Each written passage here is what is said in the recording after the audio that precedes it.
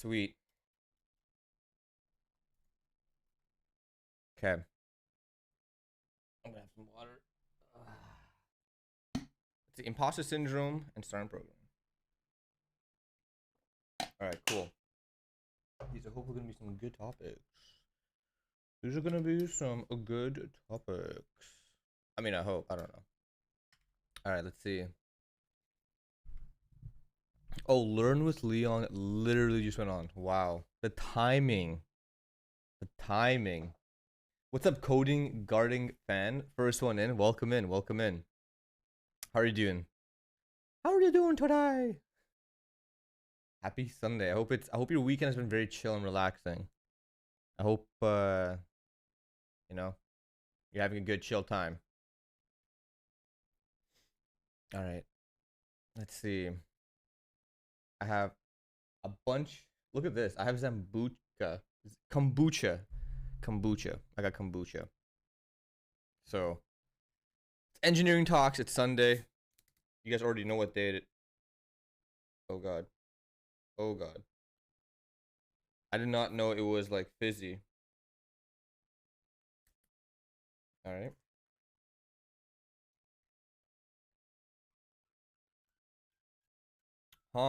That's delicious. That is absolutely delicious. Cool. Excalibur. Public school era. Cool. Daily routine since 13.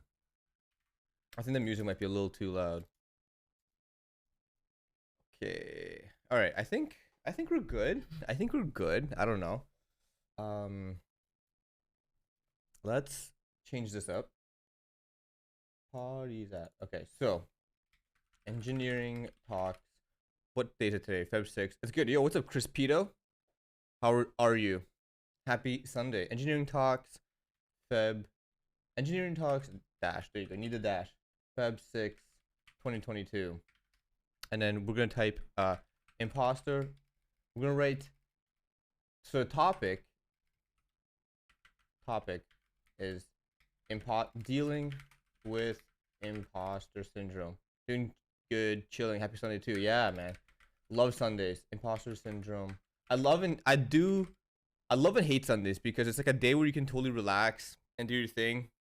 Some people use Sundays as like a way to like rejig themselves. So dealing with imposter syndrome and how to start programming. Actually, imposter syndrome when starting programming. I think that's the best way we can put it. Programming. What do you think? Imposter syndrome when starting programming? Okay. So, as the title says, engineering talks. Right, engineering talks. Oh, you know what I did? I didn't even turn the bot on. Ay, ay, ay. Man, come on. Who's in charge of this place? CD, documents, personal, Python. CD Delkey Twitch bot. All right.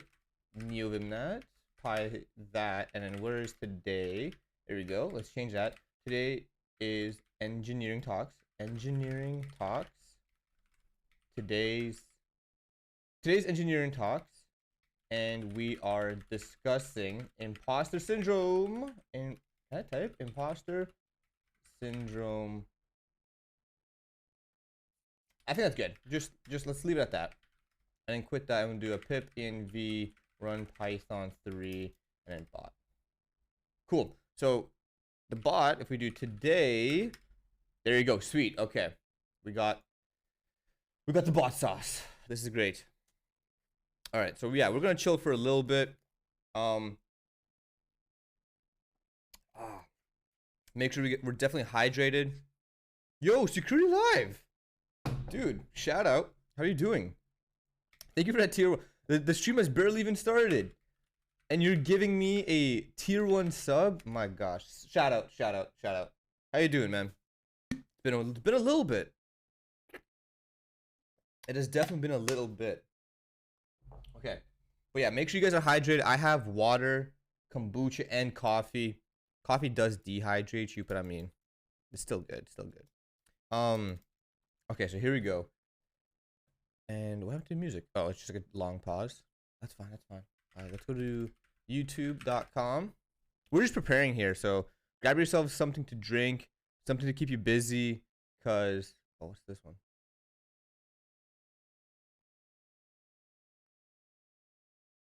Huh, I like this one. I have never heard this one before, but I like this lo-fi station here.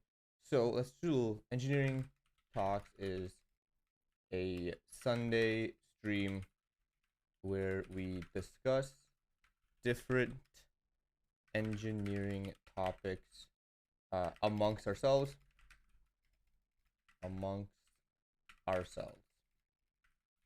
Cool. So yeah. So first, we gotta make a few questions, right? The question like depot or question bank. Like, what questions are we going to deal with? I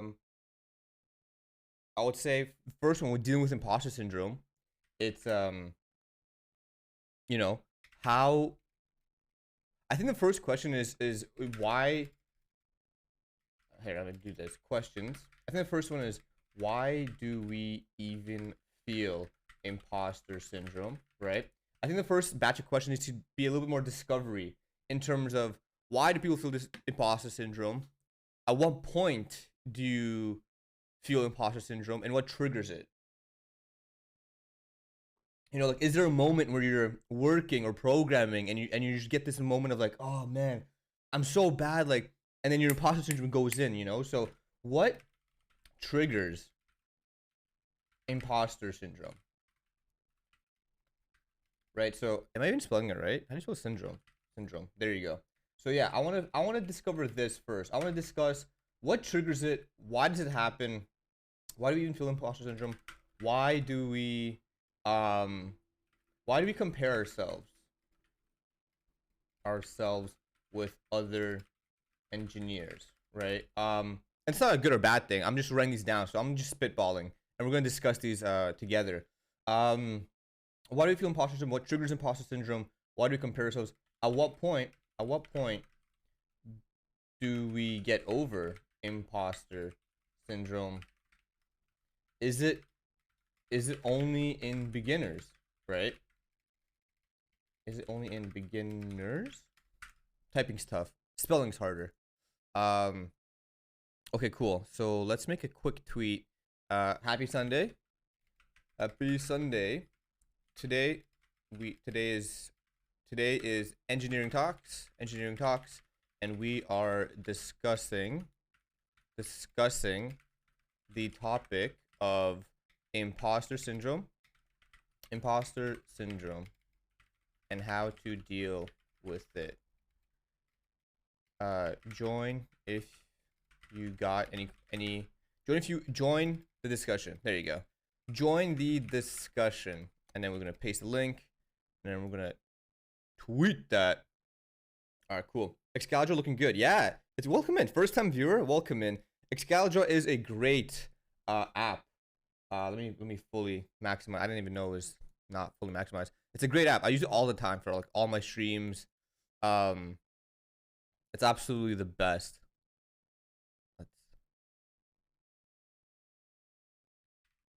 Cool. Is it hey, how's it going? It is a web app. I don't think there's a desktop app, but it's a web app. So you just go on excalibur.com. I'll send you the link in a second. I'm just gonna post in my Discord here. So at everyone, happy Sunday.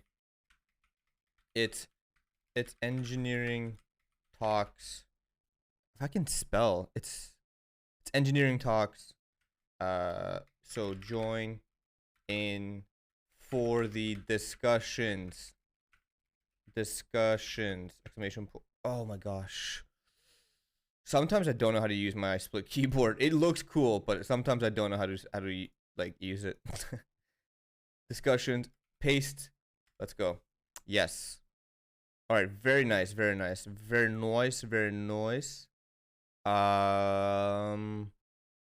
Let's go here and then plug it in here. Awesome. Cool. It looks like there's a GitHub for Excalibur. Oh, there is? Let's see this. No way. Virtual whiteboard for sketching and hand-drawn like diagrams, collaborating, and end-to-end encrypted. What? I had no idea. I had no idea. This is awesome. This package allows you to easily embed Excalibur as a React component into your apps. What? That's crazy.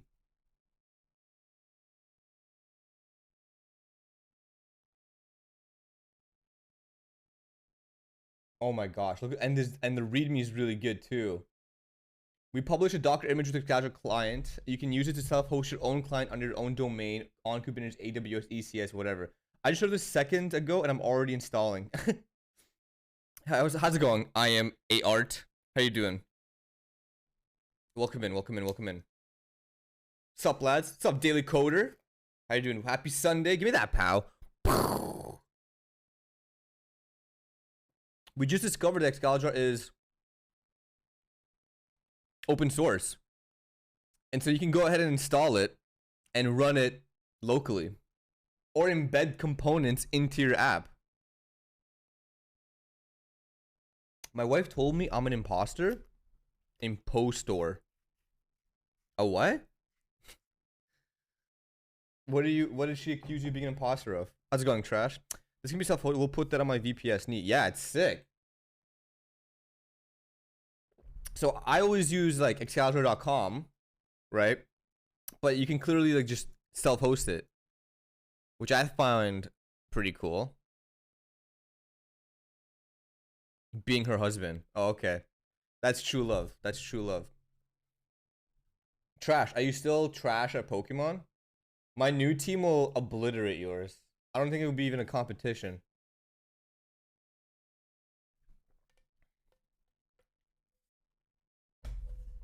Oh.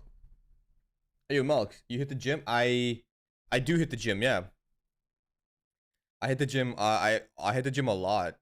I constantly hit the gym. Have I done any WebSockets? Yeah, I've done WebSockets, depending on like the use case or the application. But yeah, I've definitely tinkered with WebSockets. I wouldn't say I'm good at them, but yeah, I've done it. Are you going to export it as a file, or do you have an account? No, so I think I don't have an account, but Excalibur I think it just saves it in memory, like saves it in your cookies and stuff. So, I think it would be really cool. Yeah, you just use the app. Yeah, using cache. Maybe. But here, like if you go on Excalibur.com, like it would be a fresh start for you. Like for me, it has all my stuff in it, right? Like you can see from previous discussions what we have. We have all this stuff. You know, this is like my Excalibur is filled with all like, you know, my stuff in it. So it's cool. I need to clean it up sometimes because it kind of gets like messy, but it does the trick. Definitely does the trick. Are you gonna, or do you have an account? Yeah, I'm gonna. So I typically at the end of the stream, I will post these notes in my Discord channel. So if you guys aren't in there, go ahead. Show biceps. Show biceps. I don't know if I'm gonna show my biceps. I don't know if it's the appropriate time. Just trust me. I have biceps. Okay, so yeah, this is perfect. I'm gonna start that. Okay. By the way, so yeah, welcome to Engineering Talks, everyone. This is your first time. How's it going? This is basically a Sunday style, you know, podcast stream, and where we discuss topics related to engineering, like programming things. So we've talked about, you know, how to start programming. We've talked about what programming languages are the best. We've talked about how to manage your side projects, and today we're going to talk about imposter syndrome. I think it's a very popular topic. I think a lot of people struggle with it. I definitely am a victim of struggling with it, and I want to discover it, and I want people with more experience to describe if it's something that's permanent, if it's something that changes, etc., etc. And what happened? Elijah, give me that, pal. Thank you very much. That's insane. A tier 1 from Elijah, 4 months.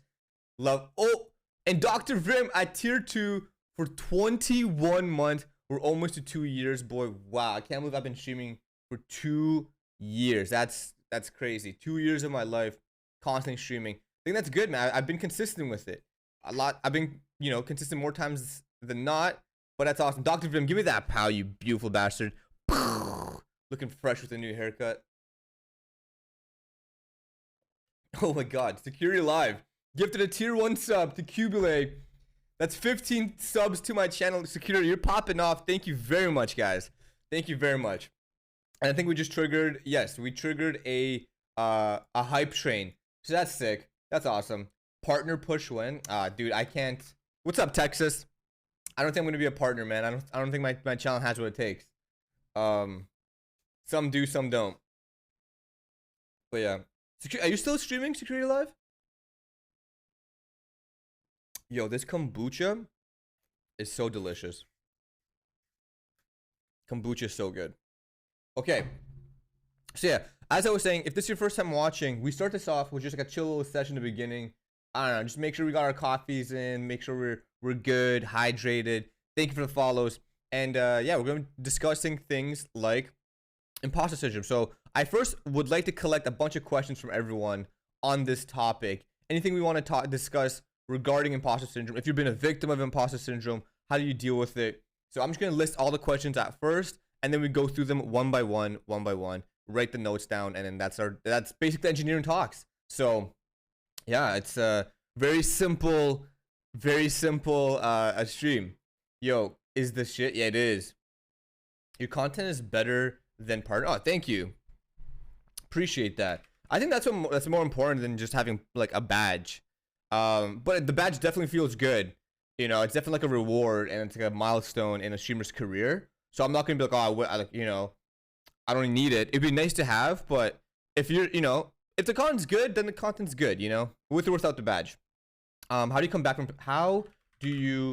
back from imposter syndrome?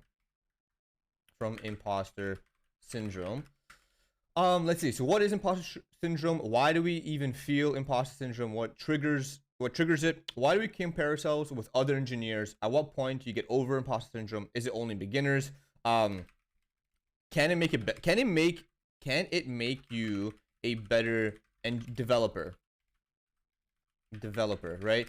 Is there a way that you can use imposter syndrome to your advantage? Nah, I don't need that badge. Cool thing is you got Twitch staff badge. Yeah, exactly, Tex. Exactly. I got the staff badge, so I don't really need the partner badge. I got one of them. I couldn't get partner, so I just got hired by them. It was like, you know, you lose that one thing, but then you gain the other. I got this new coffee today, Monka staff. Get all the badges. Yeah, I want to do a speed run to get all the badges. How's it going, Morpheus? Welcome in. Let's see that badge. Badge me, father. Oh, you Twitch bat? I don't. Yeah, I got a job. I got a job at Twitch. Back in September. End of September is when I started. So I got the offer like early September. Yeah, so I've been there since then, and they haven't fired me yet, which is crazy. They should probably. I don't know. See, I'm already talking like as if I have imposter syndrome. So, oh, and then security. What you doing there? Thank you so much.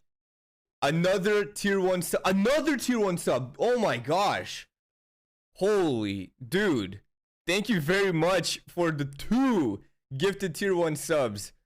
Man, you're going off. Thank you. Everyone, let's get drop in chat. Exclamation point DROP.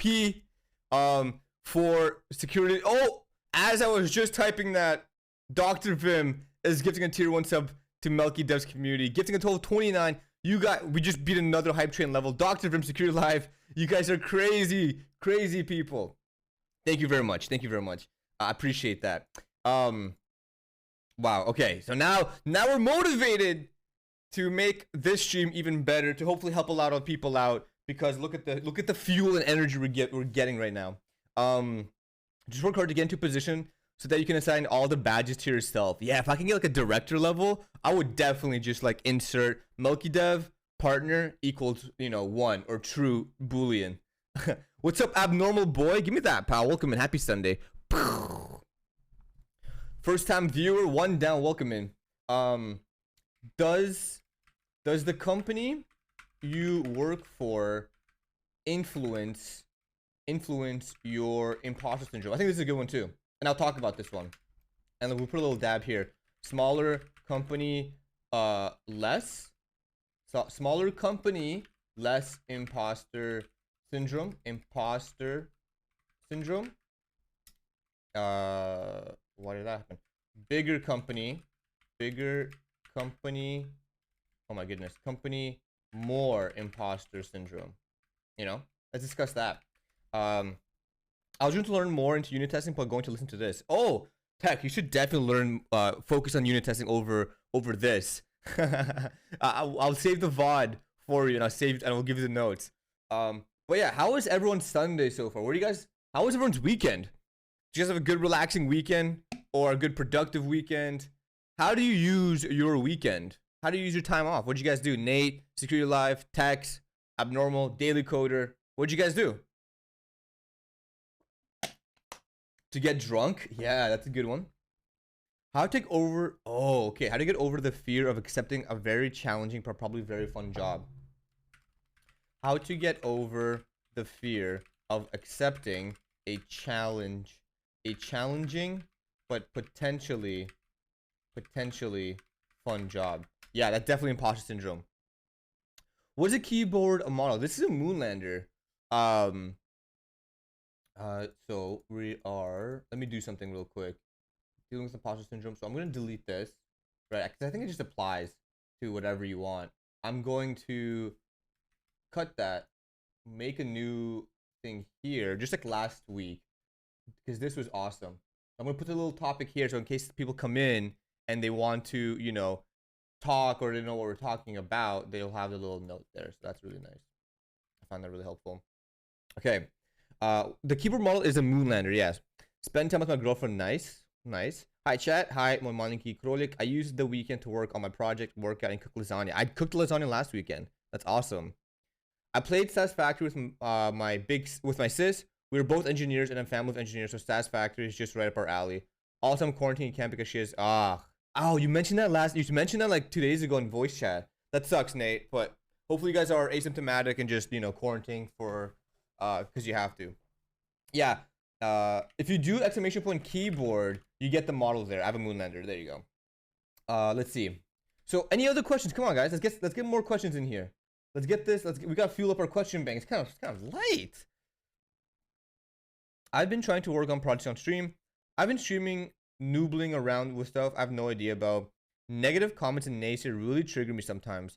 Negativity triggers imposter syndrome for me. Make me question everything. Oh, how to deal with negativity and I'm going to use it as a question actually, naysayers, because as a streamer, right, if you've streamed before or if you've been exposed to yourself publicly, you know what, that's actually a good even second question, right?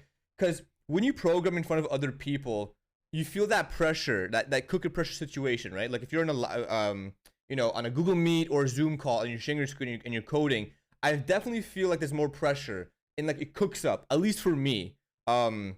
And I always, you know, they said, oh, just do this. I'm like, oh, shit.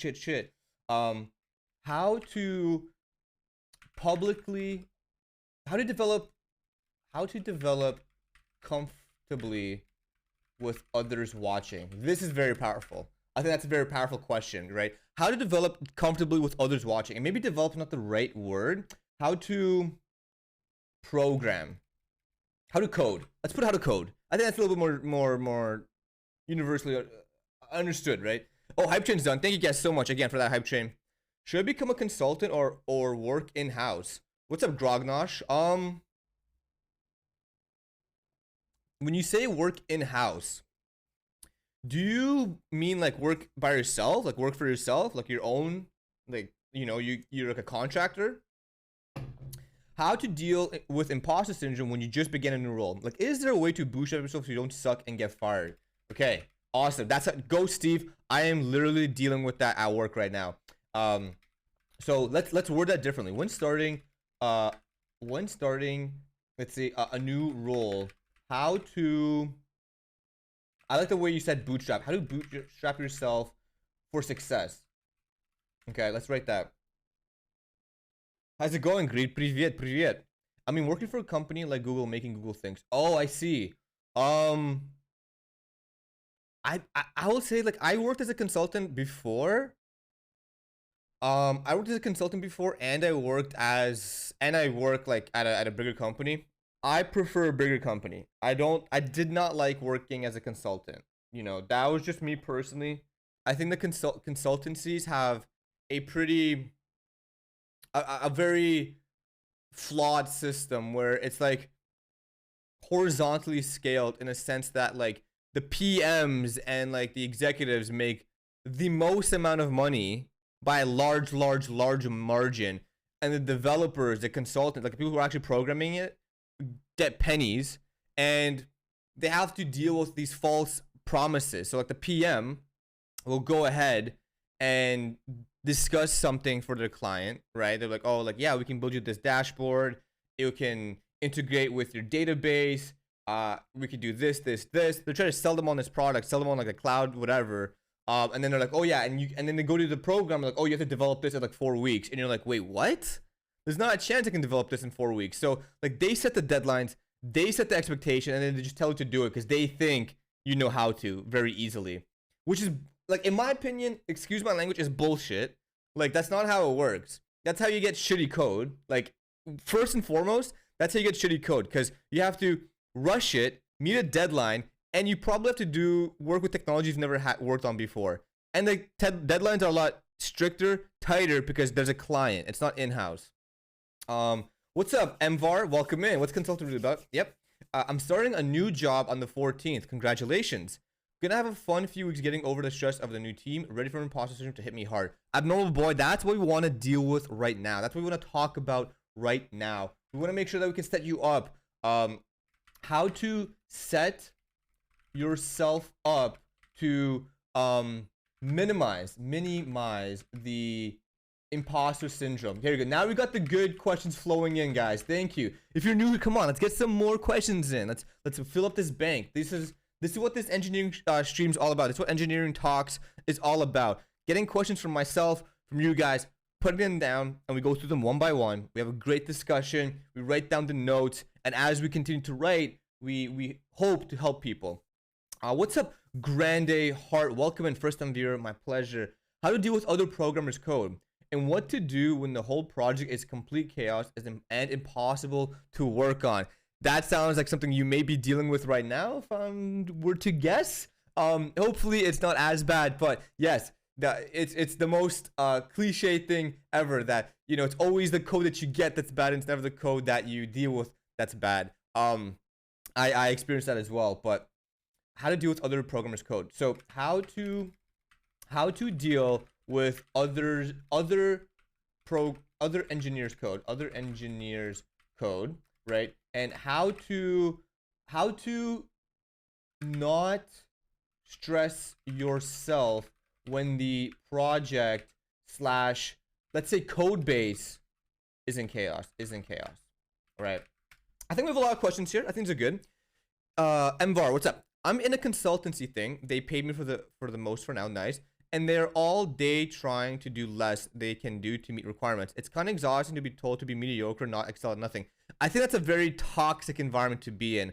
And I actually think that if that's how you feel, if that's the environment that you're in, I definitely feel like that's a red flag, and you should definitely take action on that. I definitely think that you should need to talk to your management team or, higher ups, discuss this, or start looking at a different job. Because if you're in a job where you're not excelling, not learning new things, you basically stagnate and you approach a steady state flatline. And as an engineer, developer, as a human, you never want to be flatlined in life. The only time to be flatlined is when you die. So if your job is not motivating you to do better, if it's not pushing you to excel, and if they're doing the opposite, that's a giant red flag, and you don't want that. Okay. And oh, you know what? Speaking with that, when getting not critique, when getting how, this is good. How to process feedback in a healthy manner. In a healthy way, because I can't spell manner. Okay. Has the number of people with imposter syndrome increased over the last years? Okay, let's check. I would say yes, because there's just more programmers. Has the number of people who experience imposter syndrome increased. Okay. I actually had a very interesting interview past week, and the guy asked me some specific questions about the Linux kernel. I felt really dumb, and now I'm afraid of the second interview. But maybe it's a good sign they want the second one. I'll try to stay calm. What's up, Straps? How are you? That was more like a general question. Yeah, I know. I would definitely say, I think we could probably remove that. You're right. I would definitely say like the number has increased because there's more people programming nowadays. I think programming and like engineers has excelled as a career, and I think there's just more people there. So I think this is a good amount of questions. Anyone have any other last questions before we start, before we get into it? Like I said, make sure you guys are hydrated. I got my kombucha here. I got my plain Jane water here, and I got my coffee. So you know I'm staying strapped. I got all my beverages here. I hope you guys are staying hydrated. Grab some coffee because we're about to kick this thing off. We're about to kick this mule, boys. How are you? And Deliver, how's it going? Give me that power, you beautiful bastard.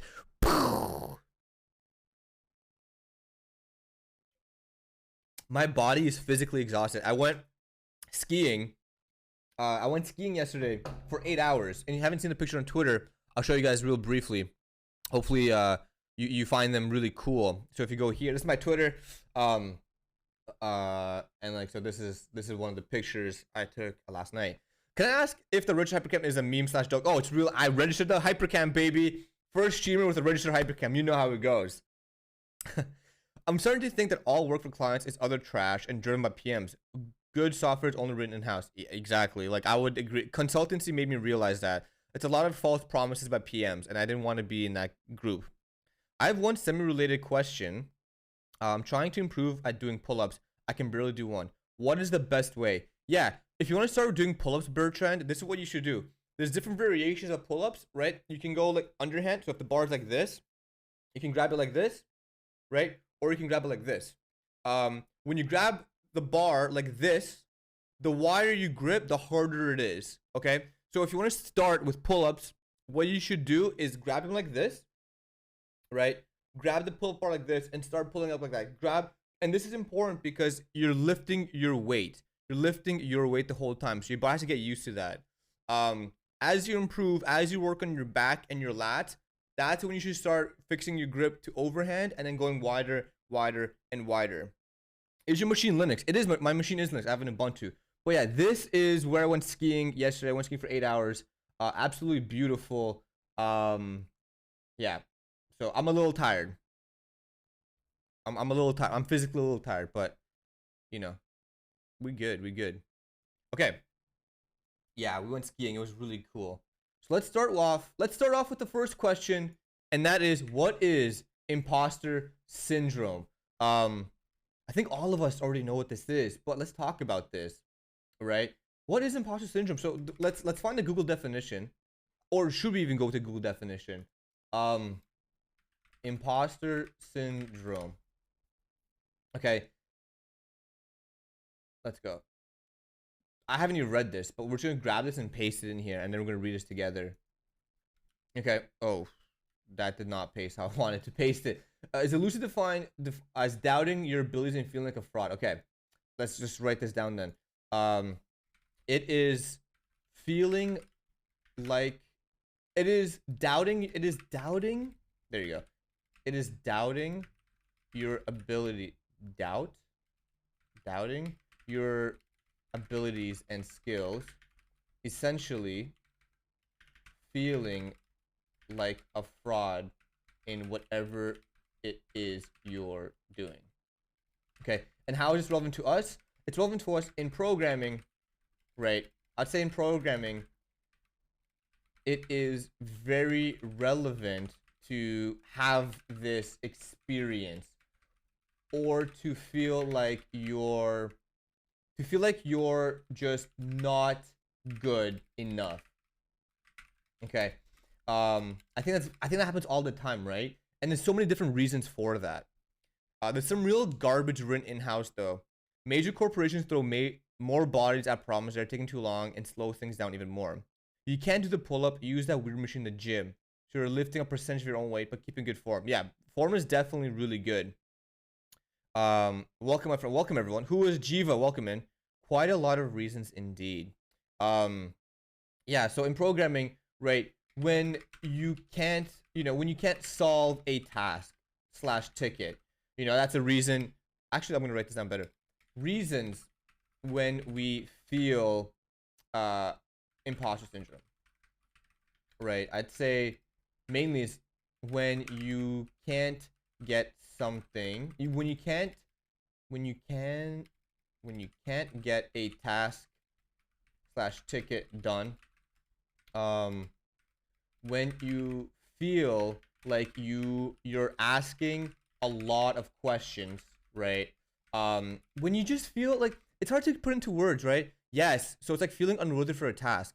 It's kind of like when it feels like when you aren't reliable for, like, you almost feel like you cannot deliver when you feel like you just can't deliver on a task slash goal. You know, it happens when you just have a bad day. When you have a bad day, when you're new to a topic or a major piece of understanding was incorrect. Yeah. The liver. Yeah. When you have a bad day, like a lot of times, people have bad days all the time, right? You wake up, you didn't get enough sleep, your manager's cranky, something's happening, and you just have a bad day. That will seep into your code. That will seep into your psyche. So this 15 bugs in prod is on fire. Yeah. When you're new to a topic, slash maybe even programming language slash piece of technology, right? Technology. Let's go with an example here. Example, right? You just joined a new team. You just joined a new team where they use a lot of GCP, right? So let's put a bracket cloud, right? You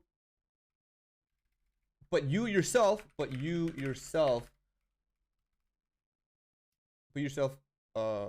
only have limited experience slash exposure with GCP. There's a lot to learn. There's so many, new terminologies that you feel overwhelmed, and that you just can't piece it together. Okay. Unworthy of achieving the required standard. Yeah, that's a good one too. Feeling like you just aren't at the standard that you should be for your role, right? What is GCP? Just in case if we don't know what it is. Thanks. Oh, good. Yeah, exactly. Sweet. So it's Google Cloud Platform. Google Cloud Platform. All right, cool. And I actually just, let's bring this down. Let's put it here. And yeah, cool. But yeah, better to write down. Yeah, exactly. So to summarize, right? What is imposter syndrome? Imposter syndrome is when you start, and one thing I learned is when you're programming for yourself, like if you're doing projects, if you're going through Medium articles and YouTube tutorials, Udemy courses, you actually don't feel that much imposter syndrome. At least I don't, right? If I'm working on a personal project and I'm going through the motions of, a tutorial to how to do something, maybe it's React, maybe I'm learning Next.js, maybe I'm learning something else. When I'm going through these by myself at my own tempo, I don't really get hit with imposter syndrome, right? Because I'm like, okay, like I can do this. I'll work it out. It's all good. It's the second that there's a element of someone else. There's an element of, meeting expectation or having your code reviewed or working in a team with other engineers. That's when the imposter syndrome really boils up and really starts to hit. So, and I think that's almost obvious to say, right? It's almost like, yeah, no shit. But do you overlook internship applications for Twitch? I do not overlook internship applications. I could be part of the interview panel for a person in the internship application process or interview process, but I'm not the one who's gonna pass in the like I'm not the person who decides who's gonna get an interview or not. That's the manager level. I'm just part of the I could be part of the you know, what are they called? The cycle of engineers that will ask that intern questions and interview them on a technical level, right? I was asked if I feel like I'm a good C developer. How would I ever answer that question with yes, given all the pitfalls and undefined behaviors? I can rate C yes, but am I good? Exactly, right? Exactly. I don't think anyone knows, or I don't think anyone can really answer that they're good at something. Maybe at a senior level, right? But yeah, so imposter syndrome, you know, it is doubting your abilities and essentially feel like a fraud in whatever it is you're doing. And in the sense of programming, right? Sometimes you feel, and I think it's personally, and I want to reach out to a specific group of people. You know, this is the people who are self-taught. I think this is more common in engineers who are self-taught and perhaps did not go to school or have any internships previously, right? I'm also self-taught, yeah. So I think it's very, and I spelled this wrong, internships, right? So I want to talk to all my self-taught developers here. If you come from a school and you still feel this, please join the conversation. Welcome in all the followers. Welcome in 1 2 3 4 5 6 7 8 9 9 9 8 6 6 5 2 3 5 2 2 3 3 4 2. There's a distinguishment between imposter syndrome and inexperienced. Definitely. That's also a good point. So I think people who are self-taught may feel imposter syndrome more common than anyone else. Is there a similar application where you keep your daily, weekly notes? For my daily, weekly notes, I actually write them down by hand. Saying no is not imposter syndrome. So my opinion, saying no internship is not imposter syndrome. What? Are Twitch internships applications still going? Yeah, they should be still going. I think we're always hiring. So I think having, I'll just give it time. Just give it time. See, probably rejected though. I think like that's, you're doubting your own abilities. Anyway, so I think self-taught engineers feel imposter syndrome more because they may have not gotten a lot of experience or learned a few concepts in school. They may have not had any internships or co-ops, right, to gain that experience. Because if you're self-taught, you know, obviously it's impressive. I would say definitely it's impressive to be self-taught. Okay, I think it's something that, like, you know, you grinded yourself, you dedicated time, you sacrificed. However, no matter how impressive it is that you are self-taught, there's always going to be these gaps in your knowledge, stuff that you may not be aware of, stuff that is only learned on the job, on the field. And sometimes if you're not exposed to it, if you're inexperienced, you may feel that imposter syndrome. Also, imposter syndrome is a when you're comparing to each other, member of your team, and so on, right? Exactly. Yeah, we should write that one down.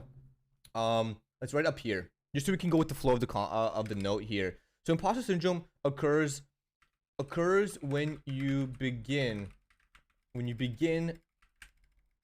comparing yourself to others, okay? Or when you compare yourself to Twitch streamers. I just don't know where to find a job in the field. I mean, that's a whole different topic that we can say for different engineering talks. But for this imposter syndrome, I think it's just very important to be aware of it, right? Think of it like going to a dance as a kid for the first time. You never danced before and you're scared. That doesn't mean you're an imposter. You just haven't done it before. But you probably feel like an imposter syndrome, right? You may have that feeling that you don't belong here. You may go to that dance, right? To run off your analogy, you may go to that dance and you can see all the other kids dancing and having a good time, and you may feel like, oh man, like I'm never gonna be that good, and you may start to doubt yourself.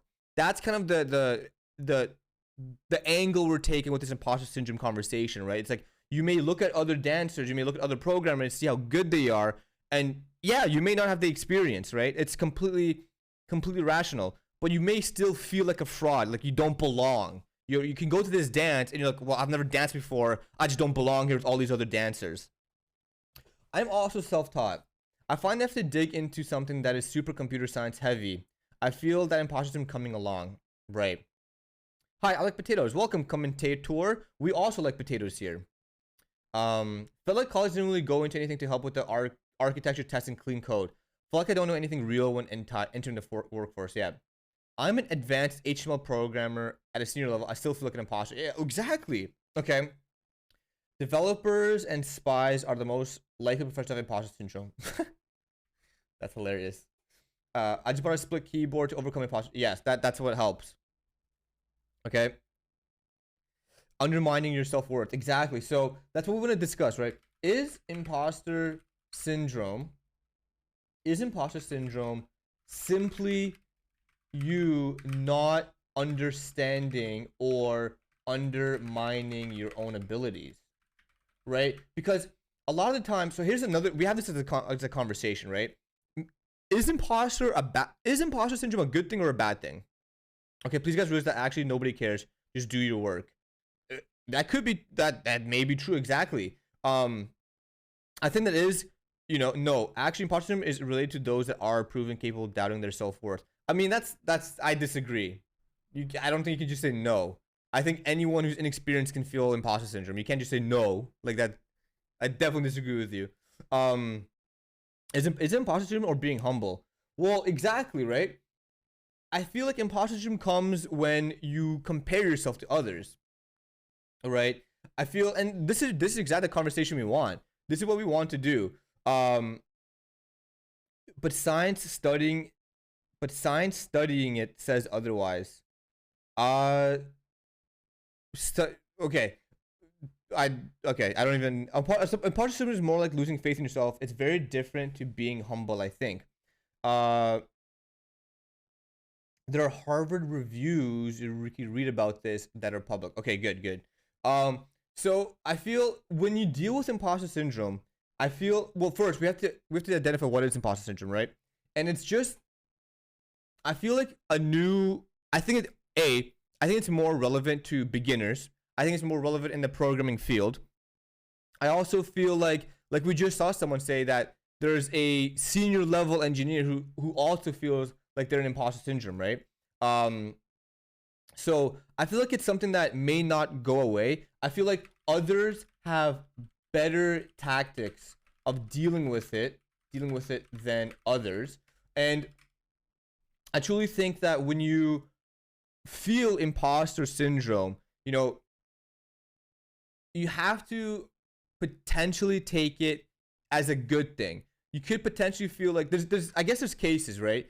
If you are, if you're not meeting the capabilities, if you're constantly messing up and you're constantly doing bad work over and over and over again, I think that may not necessarily feel like it's imposter syndrome, but I feel like that could be a question of like, maybe you have to improve. Maybe you have to spend some weekends improving your own skills, versus, you look at the team that you just joined and look at everyone, like how they already know the technology. They can deliver code a lot faster. They can deploy things very, very quickly. Then you could be like, well, okay, I feel like I might not be good at or as good as them. I think that's imposter syndrome as well.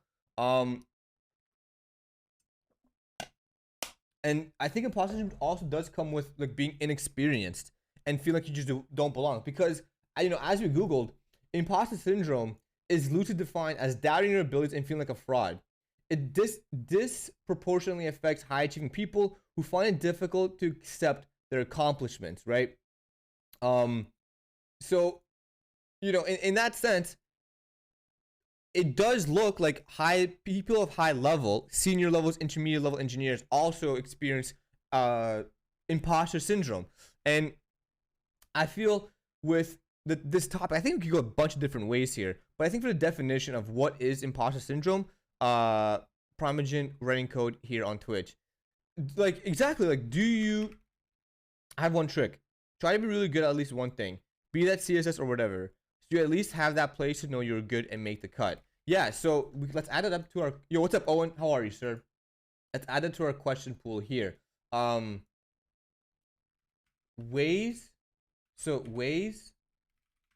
manage... ways to manage imposter syndrome syndrome, and I feel like there was a really good topic here: is inexperience versus imposter syndrome. That's very true. That there has to be. I think people who knowingly intentionally do bad work probably unlikely to feel imposter syndrome and more likely arrogant. Yes, actually, that's very true. That's actually a good point. So that you know, thinking about inexperience versus imposter syndrome, I think there is a distinction here.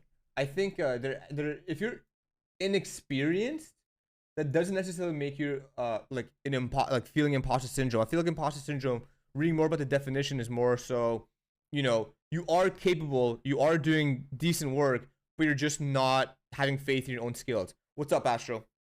Okay, so I think the definition of imposter syndrome is pretty broad. I think a lot of I don't think we're gonna get to an answer of what is imposter syndrome. But I will say, you know, if you deem yourself as a programmer, if you've worked at different companies, and you know, I'm gonna write this down actually, because this is how I felt imposter syndrome. This is my personal experience.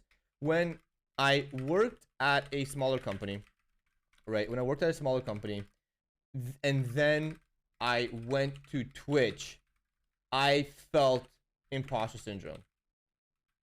Okay, I felt imposter syndrome because I went from, like, obviously a smaller company. They had different ways of handling things. But at the smaller company, I was delivering code. I was doing a good job. I was able to deploy code. I was able to write code. Not like I couldn't write code anymore when I joined Twitch, but I feel like at Twitch, the standards, the quality of code was way higher than at the smaller company, right? It was like a step up for me.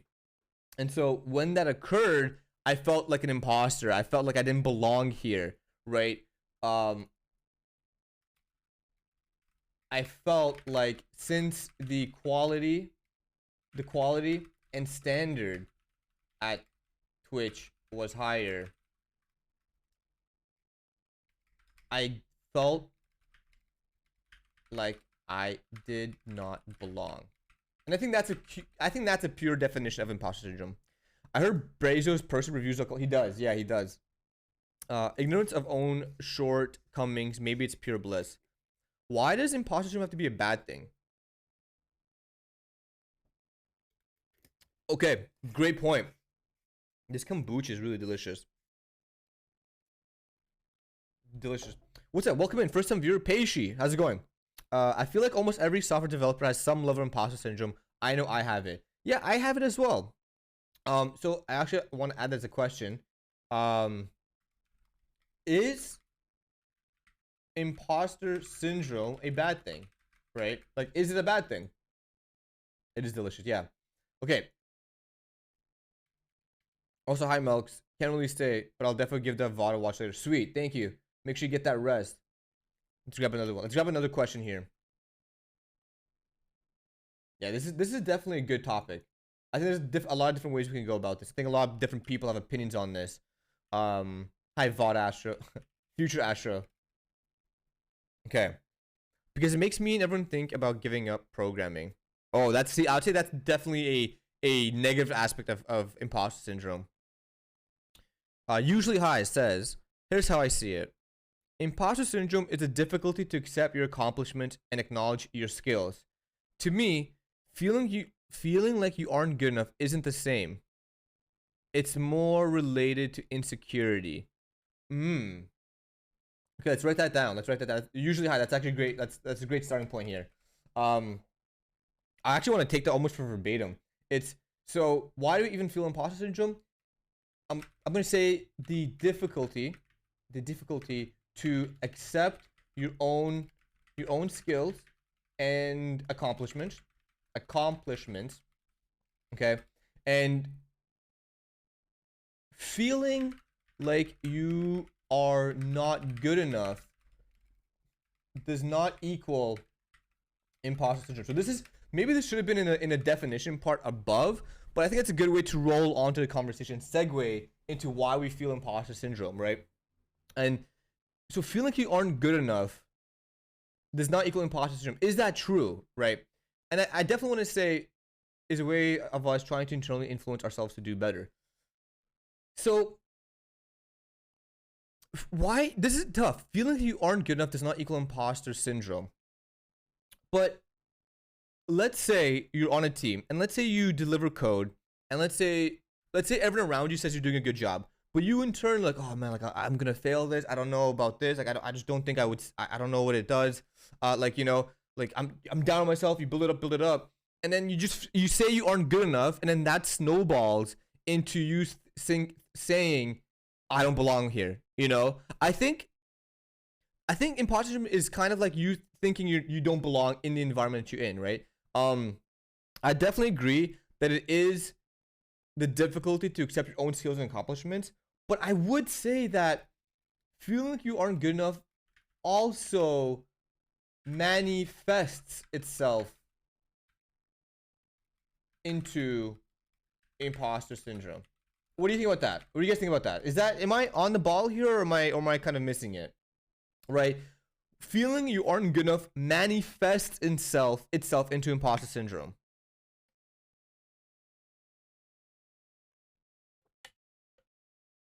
Right? Is that true? I personally think it might be. Right? I personally think it might be.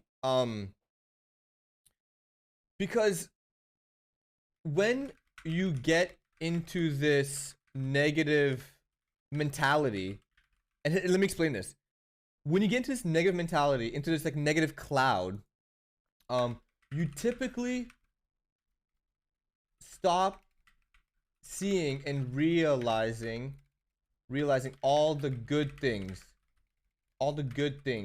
that you are doing, and only focus on the bad things that are occurring, that are happening. Right? I feel like when you get into this state of mind with imposter syndrome, I feel realizing here, you stop seeing and realizing all the things that you're doing. You stop seeing that all the bugs you fixed. You stop seeing the work that you're doing, and you only focus on the bad things. Oh man, I have to delay this delivery. I have to tell my boss it's going to take an extra day, or I have to ask my mentor another question, or this and this. And because of that, you start to only focus on the things. For example, you're working on a feature. It's you and one other engineer. The engineer is working on something bigger, and you're working on a smaller feature. And the smaller feature you're working on requires you to deliver something on a cloud, on an instance. But you don't know how to do something. You've done it for a little bit, and then you ask the senior engineer for help, right? And instead of realizing that you spent all this time and you've basically figured everything out, you've done all the hard work, but you just need guidance on this one aspect. You start to focus on the fact that, oh man, I have to constantly ask questions, or oh man, I can't figure things out by myself. And then I think that snowballs itself into maybe imposter syndrome. That's why we have this discussion. I think when you feel you're not good enough, you want to improve and get better and whatever it is. However, with imposter syndrome, you usually have accomplished something already, but fail to acknowledge it. So there's nothing to improve anymore. Interesting. There's this idea in psychology: if you think, then act and feel. So if you think you're a failure, you will act as a failure and feel like a failure. Oh, that's a really good way to put it, right? It might come down to more thinking you don't deserve something. It might come down more to thinking you don't deserve something.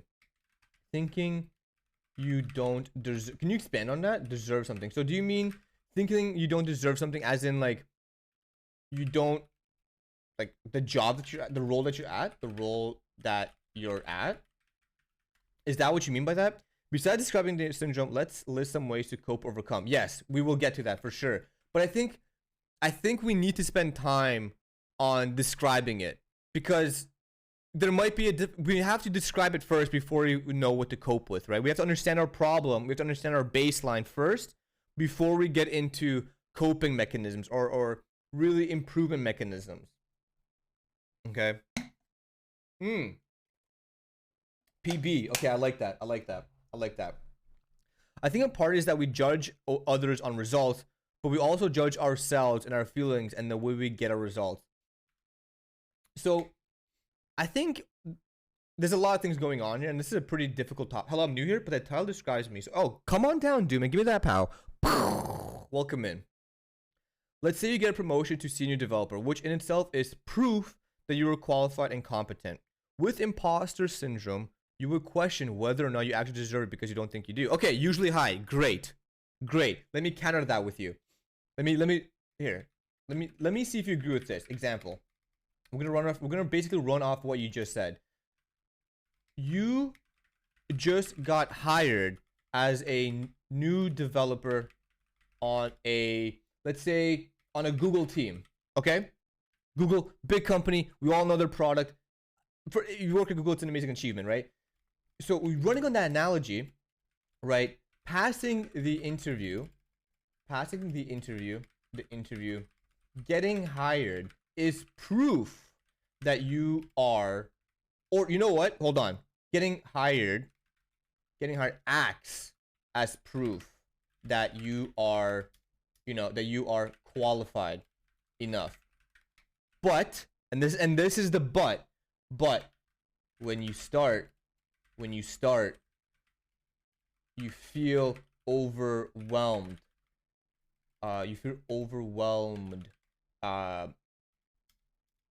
And you start to question your own abilities in this team, and then obviously in this team, and thus you feel like a fraud. Okay, I'm totally out of my depth, but I think there's some hidden trauma. Somebody chastised you about something and proclaimed you're not worthy. Someone one admires, probably the father. Why would one doubt the abilities one have, even after being selected by the interviewers? I think, but there's difference, right? Like, when you pass the interview process, it doesn't always translate to, succeeding right at the cuff, right? If you have a job or finish the course, you were chosen. But I don't think it's that black and white. I would say it's not that black and white. I feel like getting hired, going through the process of, the interview and getting selected is an amazing feeling and an achievement. But then when you start the job, it's different, right? You're not going through lead code technical interviews. You're not preparing for behaviorals. You're not preparing for what they can ask you. You're on the job. You have to work with code bases that already exist with very talented engineers. So I think that's where this example is aiming at, right? But I think that's why imposter syndrome occurs, right? You just get hired as a new developer on a Google team. It's proof that you are the chosen one. It's proof that you put in the work. It's proof that you know what you're doing, right? However, you feel overwhelmed when you start on the team. You feel overwhelmed with the new code bases. You feel overwhelmed when you join the Jira ticketing process. I think these are all, very common things. Not all places have competent people in the hiring process. Exactly. What's up? Welcome in, Box of Ninjas. Haven't seen you for a while. Pow. I have an example from the other side. I handed in my notice, and suddenly my managers went berserk, trying their best to me, but I still believe I'm not adding value that I should be. Yeah. Right. That's why I wanted to talk about this topic. It's a big topic, and it's not easy. This topic is not one that can easily be just, there's not one answer to this topic. So I think it's a very good one. I think in our field, it's worth a discussion. It's worth to get people to understand how they feel, right? But I really usually highs input on this. That it is basically, when you get an achievement, when you get rewarded for something and you still feel like you're not there. I think that's a really good definition of an imposter syndrome. And I think you can really dissect that into a microcosmic example. And another example, right? Example is, let's write another one. You just delivered a project, right? Project / service. You did this on time. You did it on time, and it's good, and it's great for launch. However, you still doubt. You still doubt your code, the quality of it, the quality, the architecture, etc., etc. You may feel like you kind of put this piece of service together with like pens and like tape and glue, and it may not do what it needs to. So I think these are really good examples and definitions of imposter syndrome. So the question is, why do we even feel imposter syndrome? I think it boils down to, why do we feel what's up, Privon? Welcome in. Why do we feel imposter syndrome? I think for a number of reasons. We lack confidence in ourselves. I think this is what it boils down to. No matter what, MVAR was saying, something traumatic could have happened in the previous. Obviously, that could be it. I'm not a psychologist. We're not going to talk about that. But I think we lack confidence in ourselves. I think it boils down to this. The too long didn't read in why do we feel imposter syndrome boils down to our lack of confidence in ourselves. We lack confidence in ourselves. We compare ourselves to others unjustifiably. Okay. I've had some imposter syndrome from time to time, and I think I'm hard on myself. Perfect. Thank you, actually. We are too hard on ourselves, okay? So here's a little story time, guys. And you guys tell me if I would agree with that. I think it makes sense. The more I think about it, the harder it gets to separate imposter syndrome and just being insecure. Yes! Thank you. That's usually high. That's what this conversation, that's perfect. I'm happy that our conversation and me taking what you tell me and you taking what I tell you is getting these new conclusions, new perspectives. I would draw the line at believing you don't deserve something. You can be insecure, but still think you deserve it because you want to improve and get better. I agree. Nice outcome comparing oneself to provide that has 10 years. Yes. So here's a story, right? Everyone's heard about the Amazon PIP, right? Everyone's heard about the Amazon PIP system. And if you haven't heard about it, basically the PIP system happens in as engineers where you're not good enough to be on the team. That's what it, like, if someone tells you something otherwise, like, oh no, it's basically, we're not good enough to be on a team. You are not delivering. You are a net negative. That's how it was described to me by one of my mentors, and just a very brilliant person. You are a net negative. An Amazon manager just explained all of that to someone on Reddit recently. Oh, really? Oh, if you have a link to that, that would be amazing. If you have a link to that, that would be amazing, because that Reddit post would explain it so much better than I can, right? I'm only telling it from a little bit of experience. Exactly, the infamous PIP, personal improvement plan. So the way it was described to me is the infamous PIP, the personal improvement plan, is when you are a net negative from a technological engineering perspective, where you're not carrying your weight, and it's really hard to just fire someone. You can't just go up to be like, you're gone, fired. So the personal improvement, or the PIP, is a tactic, if you will, or a system where on paper it's for the person who lacks that skills to get on like a 2-week, 3-week plan to improve themselves. But what happens in reality is the PIP is basically the segue for you to be fired, for you to be let go.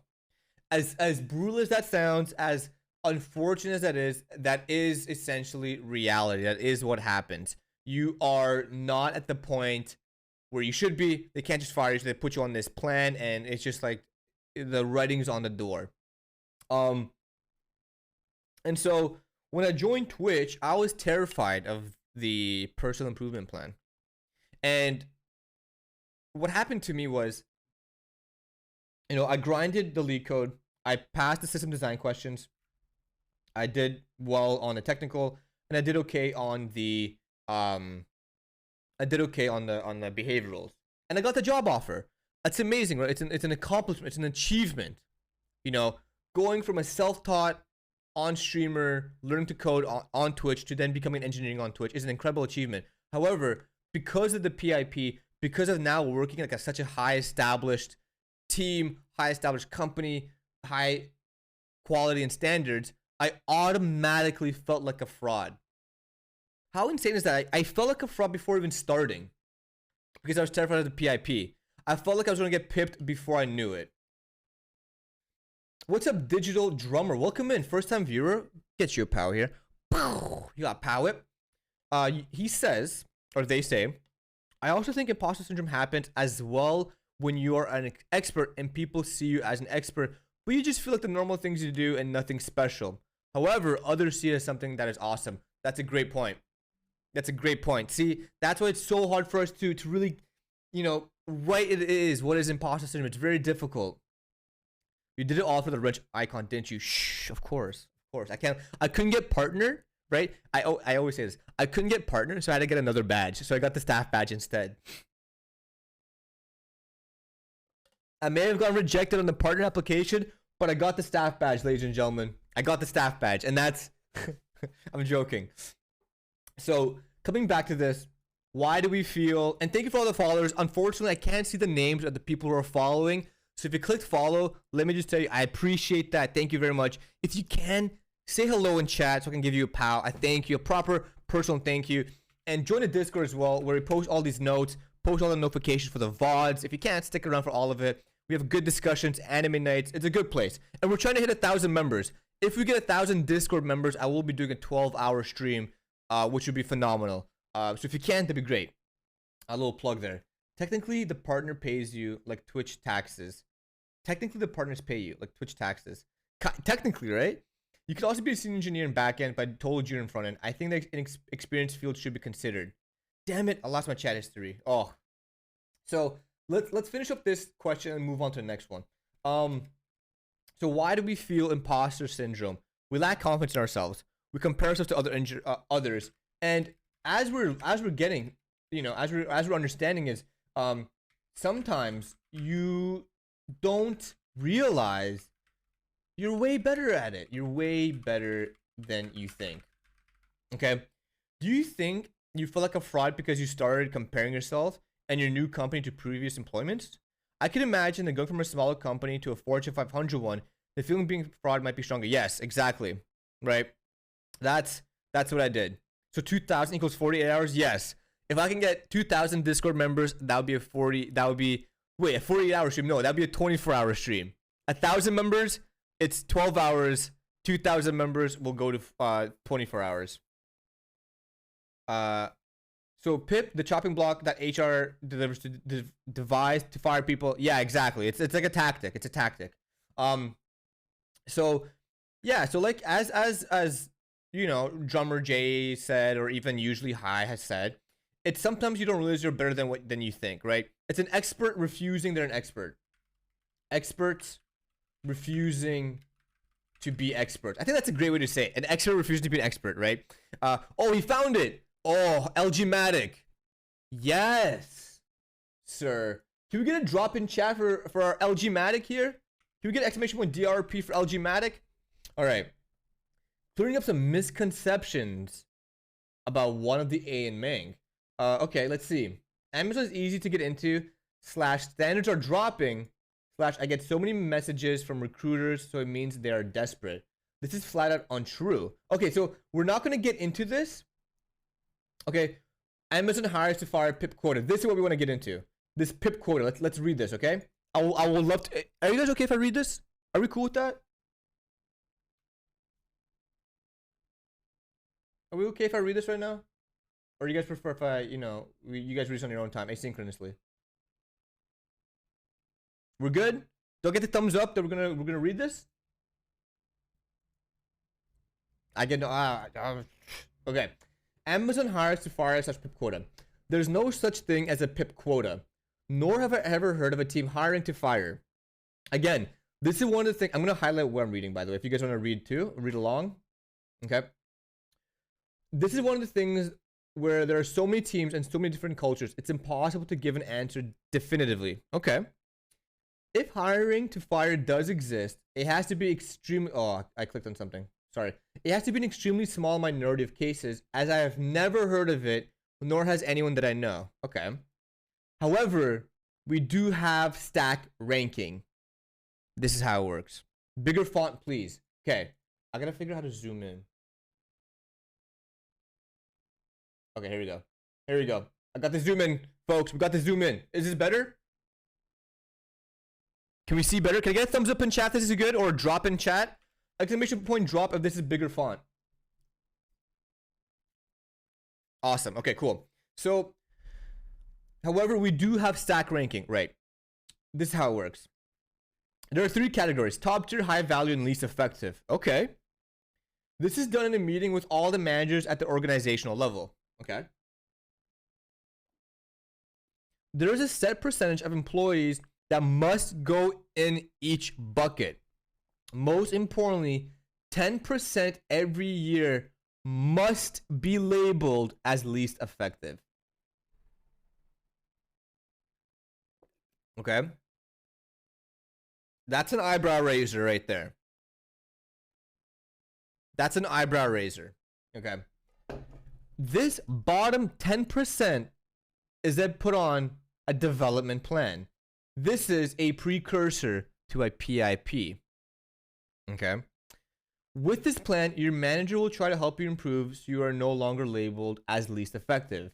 This is an extremely realistic plan, and the majority do succeed and avoid PIP.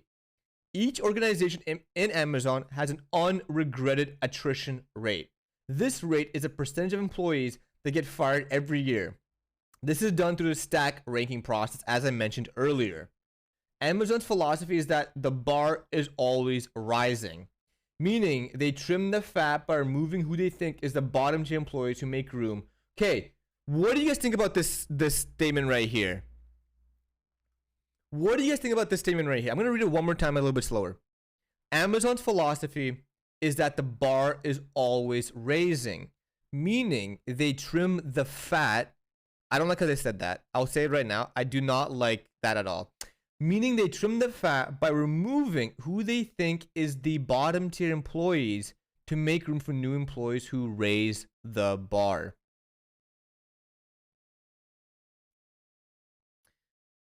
Okay, so a few things come at me right away. I'm gonna give you guys my opinion first. One, I really don't like the fact that they use trim the fat. We're dealing with people, we're dealing with humans, we're dealing with with feelings, with emotion. I would never label anyone as trimming the fat in an organization. Personally, that's just, I'm nitpicking. Okay, I'm just saying, okay. Why remove employees instead of teaching the bad ones? Kind of sad. Culture looks the worst competitive. Twitch seems way more funny to work at. There's a huge distinction between Twitch culture and Amazon culture. I'll say that right off the bat. The culture at Twitch is different than culture at Amazon. However, technology code standards is the same. I don't care what anyone says. Amazon code practices, we use all Amazon tooling. We follow all the Amazon leadership principles. All of our documentation is Amazon. But there is still a culture difference. Shout out Twitch. Shout out Twitch. Shout out Twitch. Shout out Twitch. Okay, so I would definitely say there's one thing this might be harsh to say, but I'm gonna say it. This is how I feel. I think it's good that there's always a bar raiser. I think it's really good that you want to raise the bar. If you're a company and you're kind of like, oh, like, you know, person A has just not been pulling their weight, let's dedicate more resources to this and this. I think there's some people who are malicious and will personally kind of, you know, not perform at the level just to get by. Because let's be real, all these companies pay a lot. All these companies have amazing benefits, okay? So if you're a person who is in it for that, and you can get away with it by not contributing a lot, but still getting these big paychecks, still getting these great benefits, okay, right? That could be your angle. I feel like at that percentage, and you're just a poor performer, I think you should probably get a top consideration and might be, you know, be that fat that they trimmed. I just left. Oh, what's up, Hepta? How's it going? Good to see you again. I just left AWS last year, but I loved working there. Worked on interesting problems. They just burned me out because I was working 50 to 60 hours regularly. I highly recommend AWS, but wouldn't consider it a long-term job. Good. That's a great way to put it. Well, it's good to see you again, man. Happy Sunday. I don't see the appeal in working for a huge company like Amazon. Work ethics, culture, and such aside, if you're new to programming, you're probably better off learning at a smaller company. Even salary-wise, working at a startup will pay just as good in most cases. I understand if you're actually interested in the company, like working at Twitch seems cool and interesting, But I think a lot of people just want to join big tech for the wrong reasons. Yes. So usually high.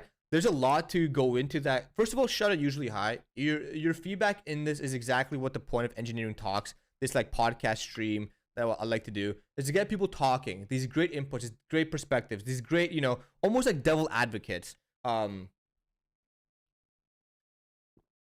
the topic you just said could be a whole different engineering talk that we could say for a different name. Why work at Fang? I think this could be. Hey, do you guys want that as a next topic? Sorry, I'm gonna go on a bit of a tangent, but like my brain's going. Should that be next week's topic? I'm gonna do a quick poll. Let's do a quick poll, okay? For next week's topic. Next week. Oh, sorry. Next week, engineering topic. Hold on, sorry. Next week topic. Why work at Fang? So I'm gonna make it a yes or no. If you guys could all vote, it'd be really good for me because I want these community driven. So I just put the vote up. Please say yes or no. Do you guys want this to be a topic next week? If no, say no. It's anonymous voting. I don't know who you are. But if you do want to see that topic, click yes so we can discuss it and have a great conversation like we are having today. Thank you for saying this, LG. That's great. Let's go back to this. Awesome. Okay. I'm already doing that. Okay, so you guys, I will definitely say, so back to this. Why we feel imposter syndrome is basically the fact that sometimes we don't have confidence in ourselves. Sometimes we don't want to, we don't want to, how would I say this? We don't want to admit our accomplishments. All right, I think that's a good way to put it. Okay. So, we don't have this thing in Sweden. My opinion of the Amazon thing you have talked about is that they see you as robots. In Sweden, employees are seen as humans. It's different. It's very different. Western culture is very different, right? So yes, I think now we have made a definition of what imposter syndrome is. I think now we've made a definition as why people feel imposter syndrome. Let's get another question. You guys cool with that? What triggers imposter syndrome? That's a good one. And we can be very specific with this. Maybe it's also self-sabotaging in a sense because once you're the expert and things go wrong, you're responsible. Yes. If you're a lead on something, I think, you can definitely do a lot of damage to your psyche. What triggers imposter syndrome? Now, we've talked about this, but let's get a little bit more specific here. Okay. What triggers imposter syndrome? All right. And I'll start this off, all right? Because some people could be like, oh, we just talked about this. Some people will be like, Melkey, we just talked about this. Why are we going about it again? Okay. I'm gonna start this off with some examples, right? Getting and hold on. I may have already given an example here. What triggers imposter syndrome? After getting hired, seeing the new team and the current skill levels of my new colleagues. That triggers it for me. Right, that definitely triggers it for me. Comparing to other extra talented people. Yo, what's up, Flakes? First time viewer, welcome in. Red Joy-Con, welcome in. Give me that, pal. RJC is the chef of the Trap House. That's our Discord group. Caffeine helps me with ADHD. It's a stimulant which can help people with ADHD manage. Okay, nice. So some other triggers. Let's see. Trigger for me, K Gomez 29. Too much thinking and planning. Okay. Too much thinking and planning. Now, is that a true trigger for imposter syndrome? Okay. I got imposter syndrome after receiving a big promotion. Okay. After getting, okay, and we got yeses. Awesome. So next week's topic, why work at Fang? Thank you guys so much for helping me decide that. After getting a promotion, right? One thing I will say too, problems I have a very hard to make progress on. Problems are very hard to make progress. Okay. Making progress on a task. We'll say task because the problem is a very broad. I don't know why, but a lot of Swedes dream about working at the Big Fang when they're young. But if we remove that we work with a system, a lot of people work with then it's just more worse than working for a company inside of EU. I definitely had to learn to take feedback in a positive. Yes. Okay. Thank you. getting feedback. This triggers my imposter syndrome. Okay, what triggers it for me is not being able to know what I can delegate or who I can ask for help. Okay, asking for help on a problem. Okay, seeing mind-blowing tech presentation of a colleague. Okay, seeing colleagues work slash solutions. I think that's a trigger too. Meetings with engineers that talk about internal project as yes. Okay. I'm gonna, you know what I'm gonna say? New team terminology and tech stack. Terminology and tech stack. This is key. This is so key because this is probably one of the biggest false positives in imposter syndrome. And I'm writing 2 asterisks here because, again, I'll be the first one to say, right? I'm going to be the first one to say, we still haven't had a core definition of imposter syndrome. Some people say this, I say this, we've said this. But we have a sculpted landmark to fall on, right? But that one line, what triggers imposter syndrome, new team terminology and tech stack, that is the biggest false flag of feeling imposter syndrome. And we'll get into it why, okay? So, thinking you don't know enough, there's a new web dev framework. Okay, yeah, so dealing with new technology. Okay, technology. Anyone have any last minute, anyone else have any more triggers of what triggers your imposter syndrome? I'm gonna have a quick kombucha break, and then we're gonna talk about this, right? We're building our list right now. So any last minute entries here? If you're watching along, take a sip of coffee right now. Trigger: raising your prices and getting turned down for contracts. Ooh, more often, even though you're making. Damn. Okay, I like that one. We got some good ones. That's a very specific one. I'm not too sure how to word it. Okay, getting turned down after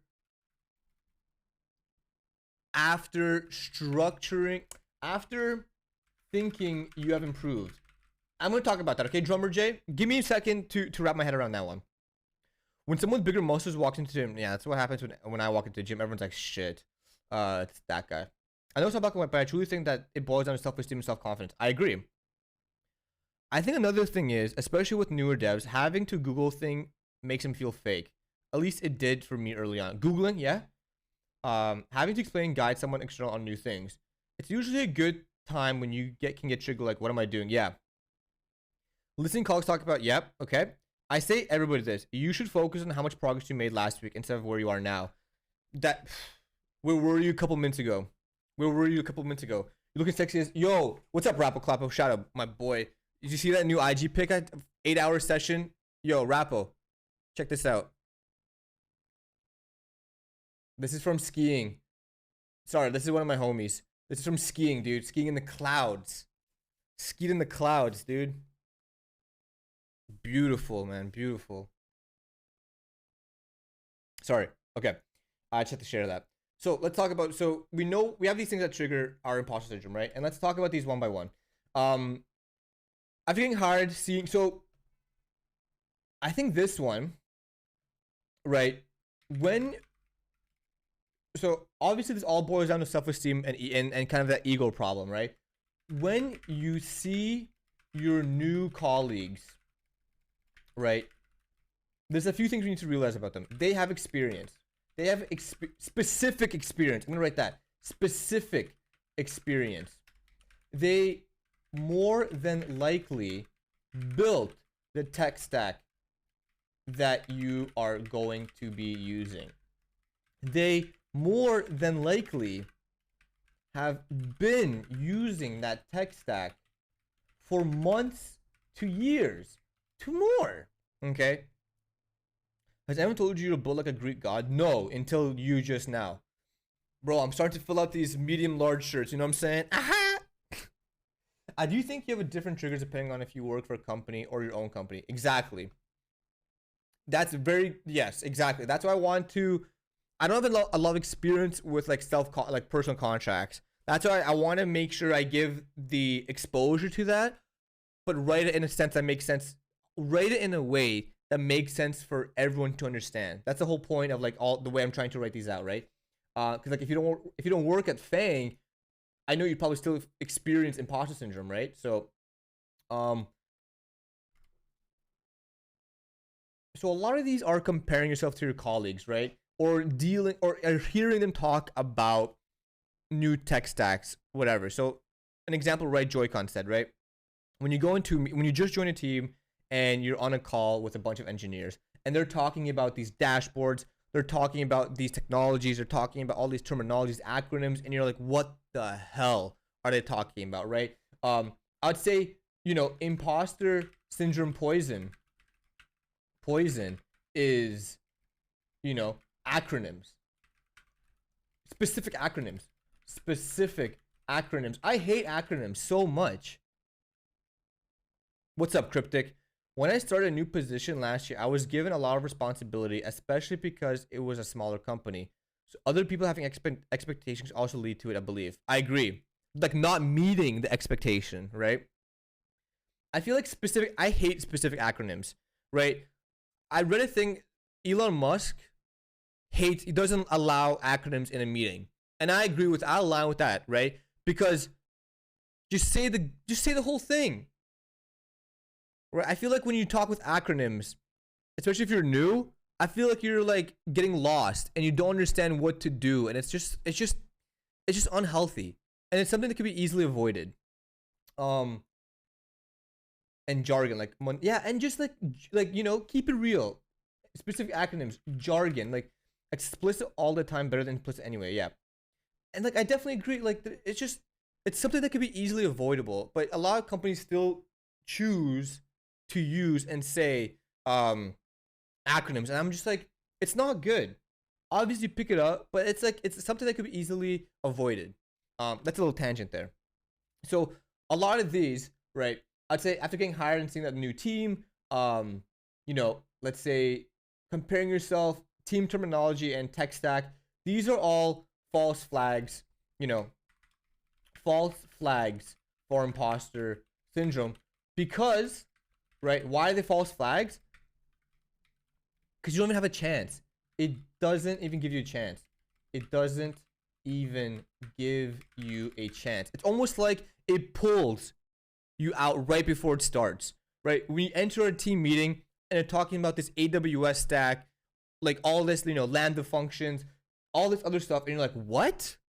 I've only used AWS for like S3 and, creating something else, right?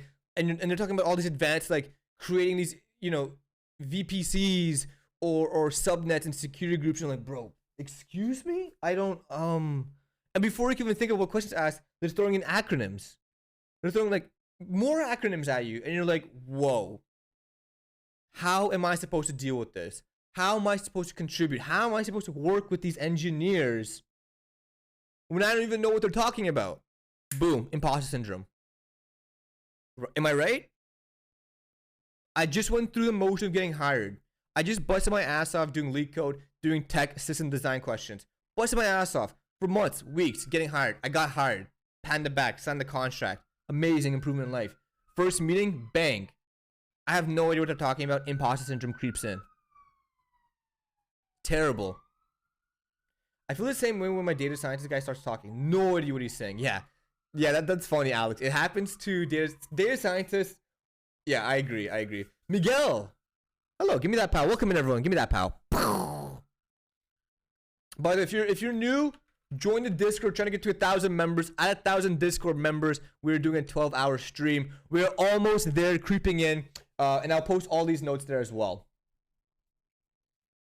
Okay, so I think these are false flags. Hello, and yep, what's up? To me, on a meeting 6 months ago. At that time, I didn't know CI/CD, and for that recruiter told me no. Yep. It happens. It happened, and it's a shame. But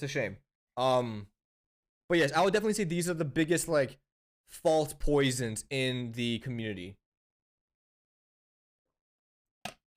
Yep. So let's say Dume says, I feel like if you're new, it's totally expected you ask questions. The best way to approach is just to let people know you're new and would appreciate if they have some time to explain the main specific concepts. But I think, okay, so I think I agree with you. That is probably the best way, right? Just be upfront. Don't try to fake it. Don't try to bullshit it. Get in front of it. Ask for help, right? If you're a good team, good culture, they will help, and you know, that's fine. However, I think even like sometimes people don't want to ask questions because they think they can figure it themselves, and they feel like if they are asking questions, they are an imposter. It's like, oh, I should know this, or it's like, oh, I can figure this out. You know what I mean? Just nod and smile in Zoom calls works for me also. Smile and wave, boys. Smile and waves. What is imposter? Oh, Big Mama Tristan. You missed it. Yeah, you just missed a giant conversation about defining it all the way here. But I did prepare for questions like that for people coming in. I'm going to read this out. Imposter syndrome is a loosely defined. I like the way they use loosely defined. As doubting your abilities and feeling like a fraud. It disproportionately affects high achieving people who find it difficult to accept their accomplishments, right? There you go. Many questions whether they're deserving of accolades.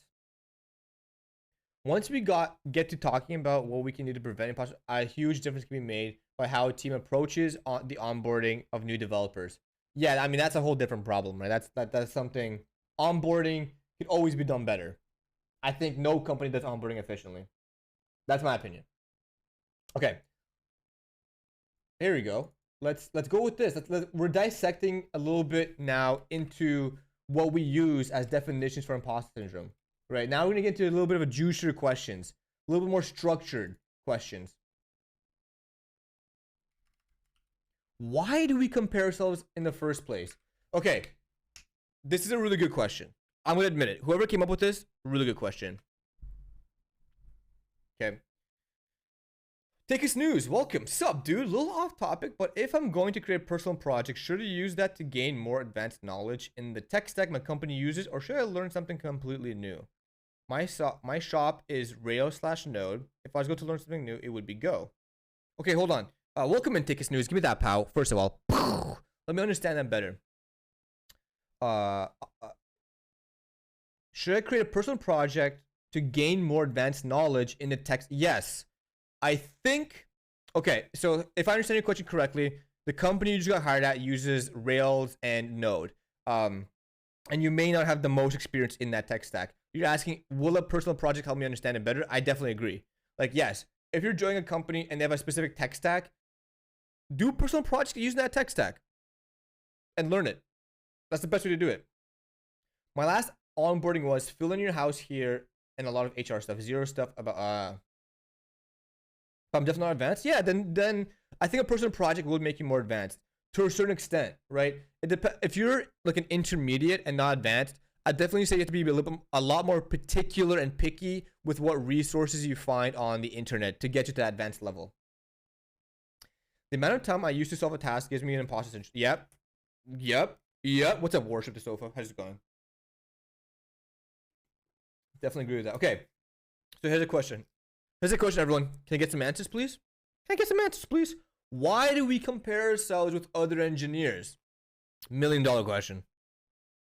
All humans do this. I think it's human nature, okay? I think it's human nature that we compare ourselves to others. And no matter, we're talking about program engineering because we're programmers and engineers, but the beauty about these engineering talks is we want to go to a broader audience. If you've never programmed or did anything, I hopefully hope the way we explain this contributes to you, I'll start off with the evolution explanation. Okay, yeah. We're competing with other engineers, right? Because other engineers are better than us. Because other engineers are better than us. Hold on. Engineers are better than us. I'm gonna put a question mark there, right? That's the whole thing of the imposter syndrome we're talking about. Because what we want to access our current abilities and understand where we are. Because there's nothing else for us to compare ourselves to. It's only way to gauge how we are doing. I hate your keyboard. Oh, okay. It is a way for us to gauge where our skill set is. Okay, story time, guys. This is gonna be story time. Story time. So remember to put it for works for you. Thank you. Remember the Twitch leaks? You guys remember that? Who remembers the Twitch leaks? It happened like last week. You compare yourselves to them because you have a better keyboard. Okay, so when the Twitch leaks happen, I was upset. I was very upset. And I was upset at people who I knew who were looking at these leaks, my friends. Okay. So I was just upset because like I found that disrespectful, blah blah blah. But then, you know what happened? You know what I was told? We can also gauge ourselves from where we are a year from now. That's always a good. Yeah, exactly. I spelled it wrong. Friends. But then it was pointed to me that for programmers, one of the ways to get better at programming is to literally look at other engineers' code. And so when it was brought to me in that perspective, I was able to chill out because that makes so much sense to me. I was like, you know what? If Netflix leaked, right? If Netflix leaked and their code was out, I would look at it because I want to get better because I think Netflix engineers are very talented, right? I think, Google engineers are very talented. I think Apple engineers are very talented. So if their code leaks, yes, I would look at it because I want to see how they're doing things. I want to learn from them. Right? I want to compare what I can do right now with those engineers. So it's almost like it's a natural thing for us to go through this exercise of comparing where we are or how we do to others. It's no need leaks. There's open source code projects. Exactly. There's also open. Yeah, that's actually a great point too, right? Yeah, but I feel like even touching that code will put you on a list. Maybe, perhaps. I just took a full stack course using Next from a very successful engineer. I learned so much from that course. There are also many variables that we can use to improve and also compare. Yes, there are. I agree with you. So, why do we compare ourselves to engineers? So we said that humans compare ourselves, and it's natural. It's human nature, right? Like whether you're at the gym, you're comparing yourself with the person with the bigger muscles. Whether you're at a sprint competition, you're comparing yourself to the sprinter at a better time than you. Whether you're at the Olympics, you're gonna compare to the snowboarder or the skier or the skater who just had a better score than you. You're gonna be comparing yourself to the previous champion. Okay. It's human nature. But the question is, why do we do that? Why do we do that? We understand, okay, it's something that happens. We can't really control it. We can mitigate it. But why do we do that? And I think the question is, we do it because we want to be better. Okay? Duh, right? To get better, whatever we do. Exactly. That's such a, no, stop being faster. That's such a no shit Sherlock statement, but it's true. We do it because we want to be better. Now, another question, why do we want to be better?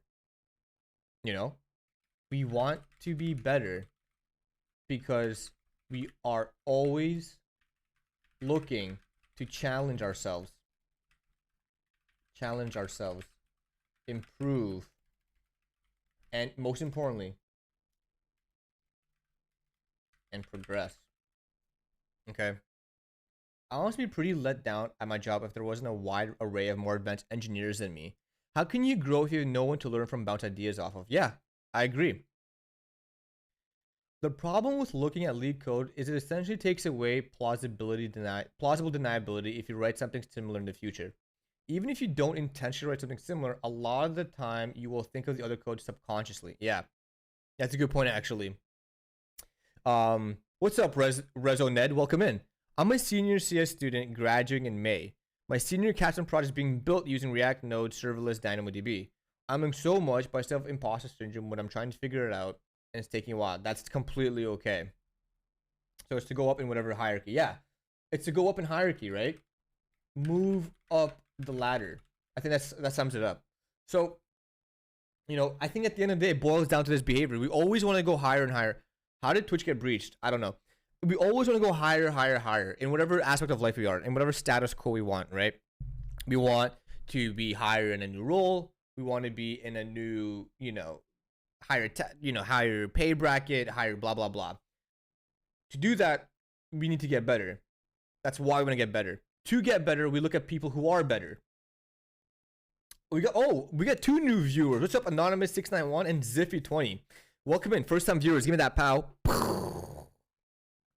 Okay, so Anonymous691 says, one issue I have is I see other accomplishments or things they have built and I get discouraged. I'm not able to do those things. Yes, that's such a yes. Okay, yes, we should have wrote that down as to why as a trigger point. But I agree. Now you see someone achieve something like, oh, I wish I could do that.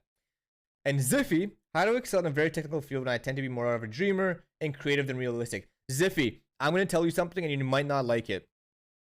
You have to be more realistic when it comes to a technical field. Technical field, if you want to pass at least a technical interview at a big, you know, established company, Fang, Meta, Mang, whatever, you have to get realistic with your abilities. Okay. What's up, Drakari? Welcome in. Here's the question. What makes them better than you? What do they have that you don't? That was actually an interview question I got. That's a very tough interview question, right? But essentially, we look up at certain people, engineers, that we deem are better than us. Okay, and I just realized I did not bring down this. How come no one pointed that out? All right, we gotta put that. We got. Oh, it's at the topic. That's the worst interview question ever. Yo, what's up, Kid Queb? Shout out, Kid Queb. Give a shout out to the kid. How you doing, man? Okay. We look up at certain people, engineers that we deem better than us, and then because of that, that's how we start comparing ourselves to them, right? Or we know this engineer built the product service we are working on, and we know, you know, or yeah, I'm just gonna go with that.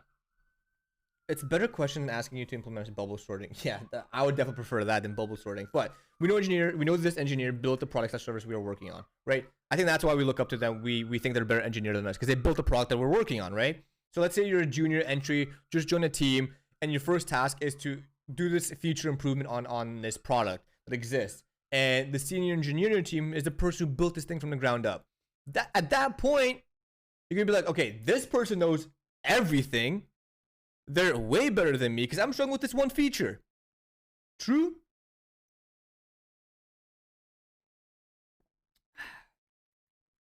Okay. So, I think wrapping up, is Twitch using Go on their platform stack now? And did your knowledge of Go help you get the job and did it matter? So, you know, interestingly enough, Root Privilege, that's a 2-part question. First, yes, Twitch uses Go everywhere. Right? It's a lot. There's a lot of Go on the Twitch code base.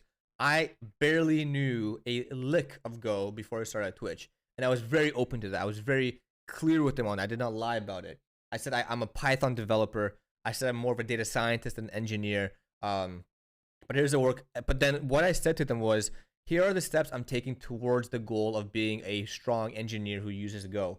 And I showed them the projects. I showed them some resources I use. I try to replicate some things on Go, but I did all the technicals using Python. And I think that for them was a good sign that, like, you know, we'll take it. First time viewer, what's up, F Mayor? Welcome in. Imposter syndrome is a form of anxiety. If you've been feeling this constantly, I would attempt to get a professional treatment. If you're new in your career, you need to materialize on your brain. The knowledge takes time to build and especially to solidify. I love that, but you know what I will say? It's so much easier said than done. You know what I mean? That's so much easier said than done. Does Twitch get access to Isengard? Yes. Yes. I remember when watching you when you started learning it. Right on, man. Good for you. Yeah, thank you, Root Privilege. Yeah, what resource? It's called Let's Go Further. I've talked about it a lot on my stream. I owe that textbook a lot of my Go knowledge and just engineering knowledge. If you want the resource, it's available on Discord, which I'll plug one more time. Join the Discord, guys.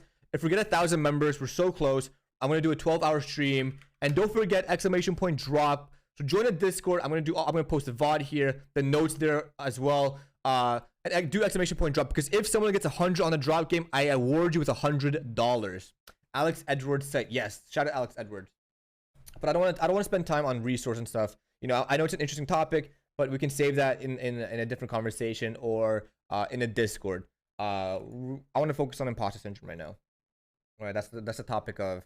Is there a stream delay or is it just me? Is there no one has gone and dropped? You know, if you do exclamation point winners, we've had 2 winners before. We've had 2 winners in the drop game. Is there a delay in the stream? Does anyone else think that I can't really? Are you going to talk about solutions? Yes, yes, we are. Yes, we are. Let's move on. Let's move on to a different topic, a different question here. We have all these questions to go through. So, okay, at what point do we get over imposter syndrome? Let's grab this. So, at what point do you get over imposter syndrome? I think this might be a fast one, but I hope never. Yeah, I was gonna say that too. Put no space there. Let's drag this down. Let's go up here. Perfect. Looking really good. Looking nice. At what point do you get, I would honestly, I've heard of a lot of people say never, even high level. I would say I'm gonna double down. First of all, never. But I'll double down. I'm gonna double down on this. I feel the more senior you get, the more you feel this. Crazy statement, eh? Once you get comfortable in your new position, then the cycle begins again. The next thing, yes, exactly. It's every time you get out of your comfort zone. Comfort zone slash, you know, given more responsibility, more expectations. Okay. The more you know, the more you realize how much you don't need to know and how much you don't know. Oh my God, root privilege.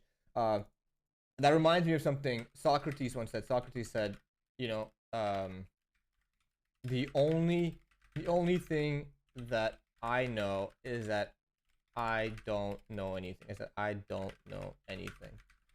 Very similar to that. I don't know if yeah. So I would say I think imposter syndrome will always occur. I think one thing you need to do as you go through your life is learn to manage it. Manage it as opposed to hiding it under the rug, as opposed to sweeping it under the rug. I definitely think you have to learn to manage it. All I know is I don't know nothing. Machine Gun Kelly. 100% accurate. When I just started out, I thought I needed everything. Now, after years, I'm aware of how little I know. Imposter syndrome can be healthy if you know how to manage. Exactly. So, it can be healthy, right? As root privilege, it can be healthy. It can be healthy. It can be powerful, as long as it doesn't take over you or shadows, or you know what, not even shadows, it doesn't take over you or diminishes you and your work. Okay, let's take a break from typing and let's explain this. I'm also gonna take a quick break. I'm just gonna use the washroom real quick. So while I'm gone, make sure you guys have a cup of coffee with you. Make sure you guys either have some kombucha with you, and make sure you guys are drinking some water. Okay, I'm gonna take a quick break, just quick 2 minutes to use the washroom. You know, rejig the thoughts, stretch a little bit. I'll be right back.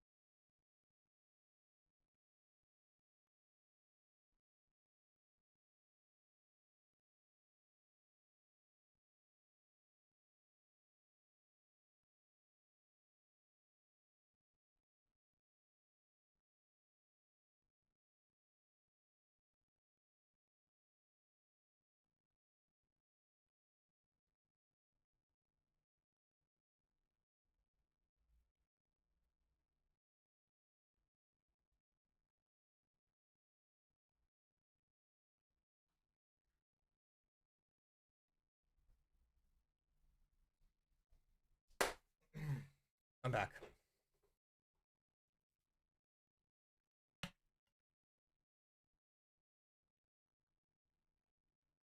Stuart, yeah. So I don't know about a blog post, but I will definitely save all these and post them in the Discord. There's like a Discord channel called Engineering Notes. So I post all of them there. So if you want to look at, there's the VOD also. How many cups this guy's trying to have on it?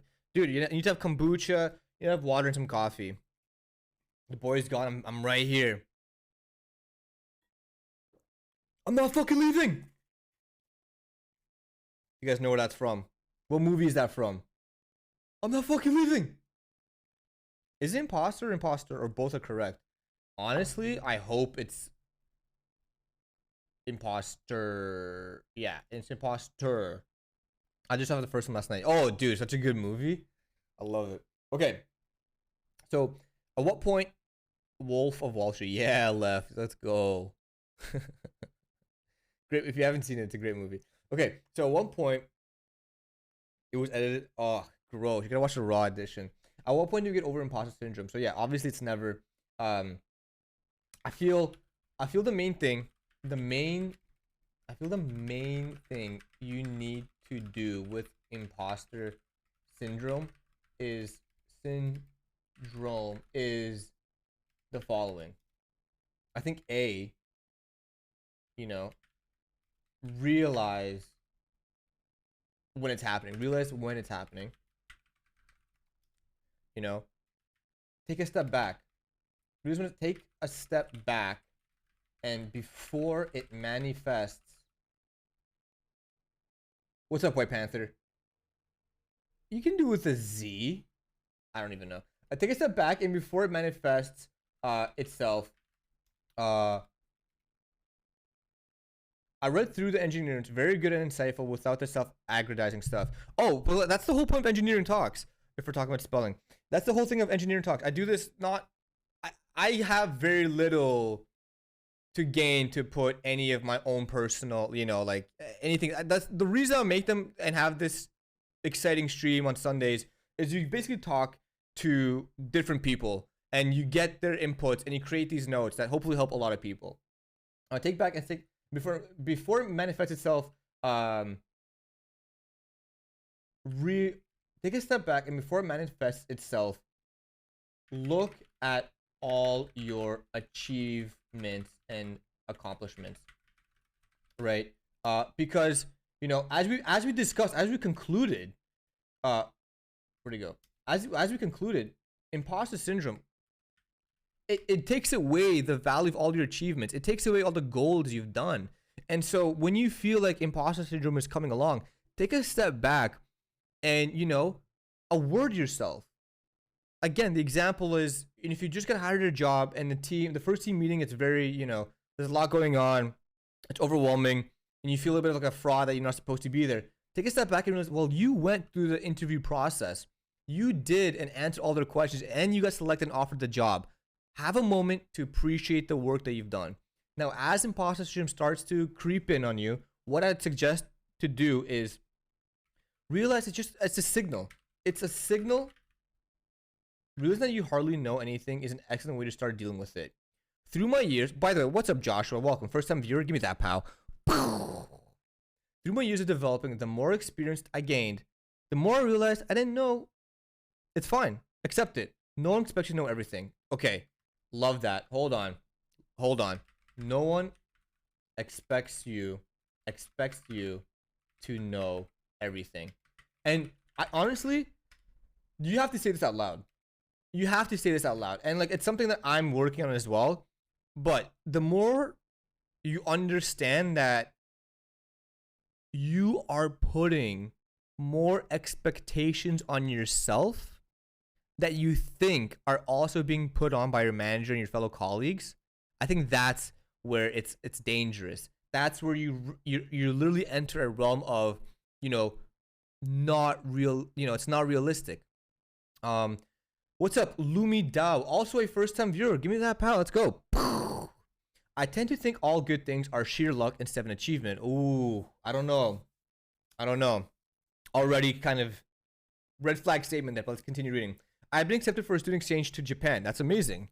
people around me congratulating me on a job well done, as they should be, and as I will as well. Well, all I could think and still think of is I only got it because, as my advisor had told me, the other people had canceled after being accepted. I hadn't earned the exchange. I was lucky. Instead of focusing on that, I was still good enough to fulfill the strict requirements regardless of who dropped out. Listen, so a lot of things there, right? First of all, congratulations. Second of all, it's not sheer luck. And third of all, every achievement has an element of luck associated to it. Okay? Every achievement, every goal, everything that occurs has an element of luck to it. Getting hired at a company, there's an element of luck to it. Getting a promotion, an element of luck to it. Some have more luck than others, but, you know, luck maybe equals timing. Exactly. Like there's a lot of things that go with it. I would not discredit your achievement there. And because people, you know, whatever, opted out, it's timing and it's an opportunity, and it does not diminish the reward at all. You need to put in the work to have luck in your favor. As I like to say, luck favors the brave. Okay? Luck favors the brave. So that is what I would like to, you know, tell you guys is don't think all, you know, I like your shirt. Yo, what's up, Meaty? How's it going? I like your badge. One sec.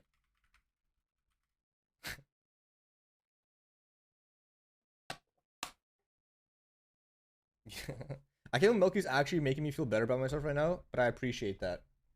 I think that's like a backhanded compliment. I'm pretty sure that's defined as like a backhanded compliment. It's like, I can't believe this person's actually making me feel better about myself. It's like, I had no expectation of you to do that, but I can't believe it's happening. It's like very backhanded. We chatted on Slack last week, I think. Really? Well, I don't know. Possibly. I just don't know who you are outside of your Twitch alias. Okay. So I was continuing this point, but someone said this really cool sentence. So it's a signal that I was talking to you about my. Oh yeah. Gotcha. Okay, I know who you are. Yep. Nice.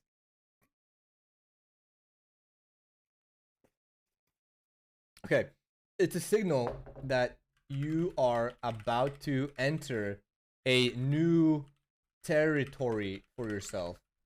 Actually, it's, you know what? I take that statement back. I take it back. It's a signal that you feel challenged. Okay, that you feel challenged and potentially like you're not worthy, right, of where you're at right now. So I definitely say, at one point, do we get over imposter syndrome? I would say never, right?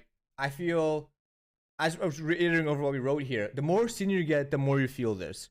However, the more senior you get, yes, okay, perfect. It's that you feel challenged and an opportunity to grow.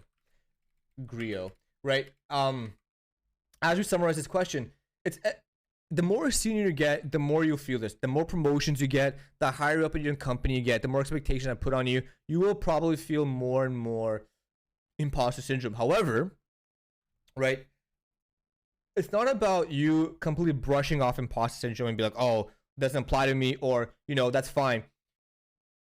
You need to use imposter syndrome as a tool. It's okay to feel it. It's okay, you know, it's human nature.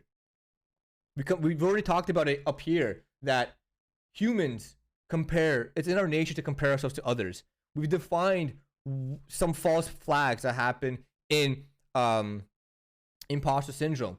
It's totally fine for you to feel imposter syndrome. It's normal. The thing that gets carried away is when it manifests itself. Okay, how does a healthy lifestyle such working out help you deal with imposter syndrome, Melkey, if at all? That's a great question. I'm gonna write that as a new question. I will start with that one right away. I'm gonna remove this because we're basically talking about that.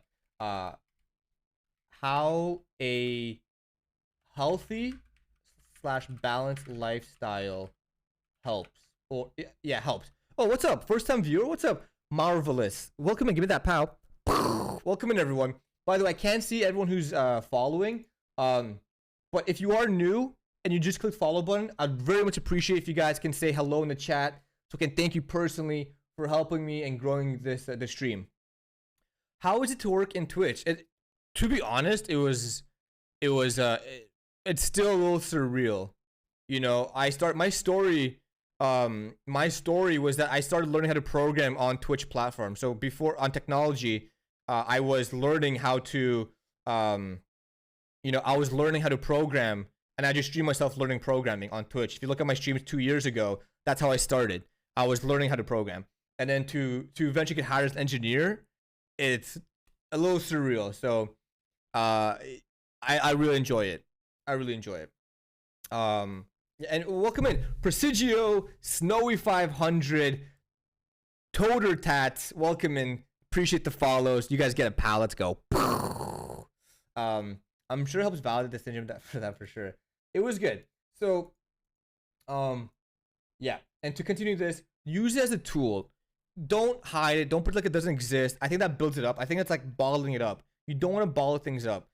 The more you understand, okay, I'm starting to feel imposter syndrome. You can do some things to help yourself manage it, right? Understand that I should take some time to appreciate my achievements, appreciate my accomplishments, right? Take a step back and make sure that it's not going to manifest itself to anything dangerous.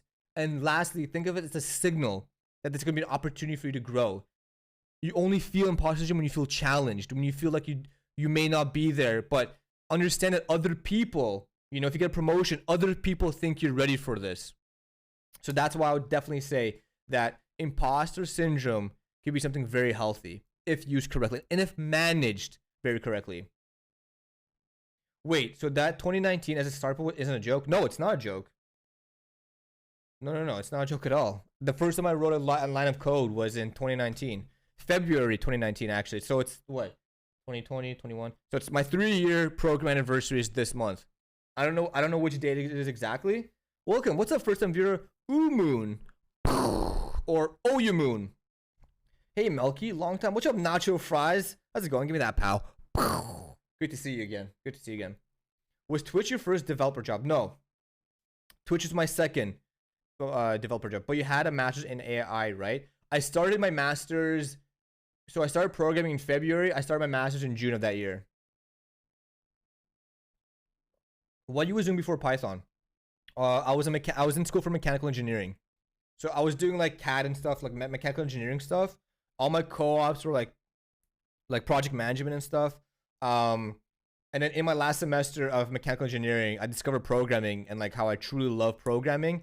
But it was too late for me to switch. And so I just started working like self-taught. Whatever, it doesn't matter. It's just a long story. It's a boring story. Yeah, let's go. We're out here. Yeah, what's up, mechanical engineers who discover that the different path. Okay, let's get back to this. This is Beans. What's up? For me, imposter syndrome is the strongest when I'm applying for a new job. Oh yeah, 100%. We actually didn't even talk about that. You've just been missing them, Nacho. And makes me question going through with interviews or take-home coding tests. It can be hard to get past that, but I've managed to do it every time so far. Let's go. So you have a master's degree? Yes, I have a master's degree. I have a bachelor's in engineering and a master's degree.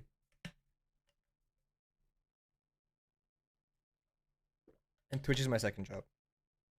Okay, sorry. I didn't want to get. I don't want to talk about myself. Like, that's not the point of the engineering talk streams. If you want me to talk about myself, you can tune into any other stream. I'm an arrogant bastard. So, and I'll definitely talk about myself. But here, I definitely want to get. I want to focus on genuinely like helping people and getting these topics out, right? That's kind of the mantra motivation I have for this. So enough about myself. I'm like, who gives a shit about me? Let's just continue with this. Okay, so next question. This is a beautiful question. How a healthy / balanced lifestyle helps with imposter syndrome. Okay, so I am definitely not a perfect example for this. My job is to help juniors move up. Nice. The most important thing is to come to work every day, be inquisitive and ask questions. When you don't get it, ask and ask again. I believe the best tool for help with imposter syndrome is to. So here, Joshua, I would definitely say you're a one of a kind, mentor. A lot of mentors are willing to help, but some mentors don't want to be constantly asked and questioned. I think that's normal. So I feel jealous of anyone who gets you as a mentor, because it sounds like you were definitely there to help them and help them grow.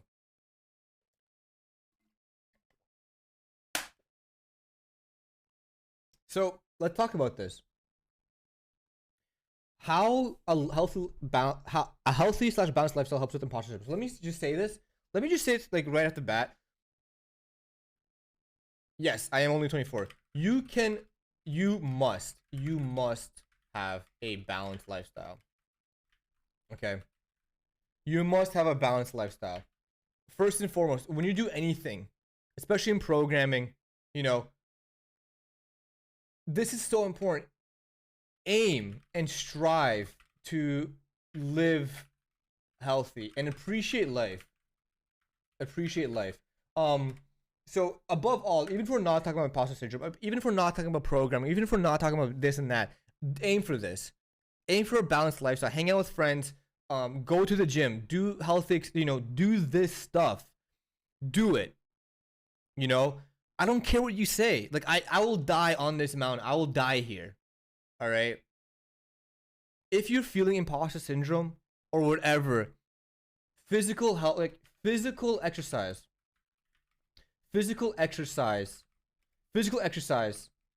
hydration.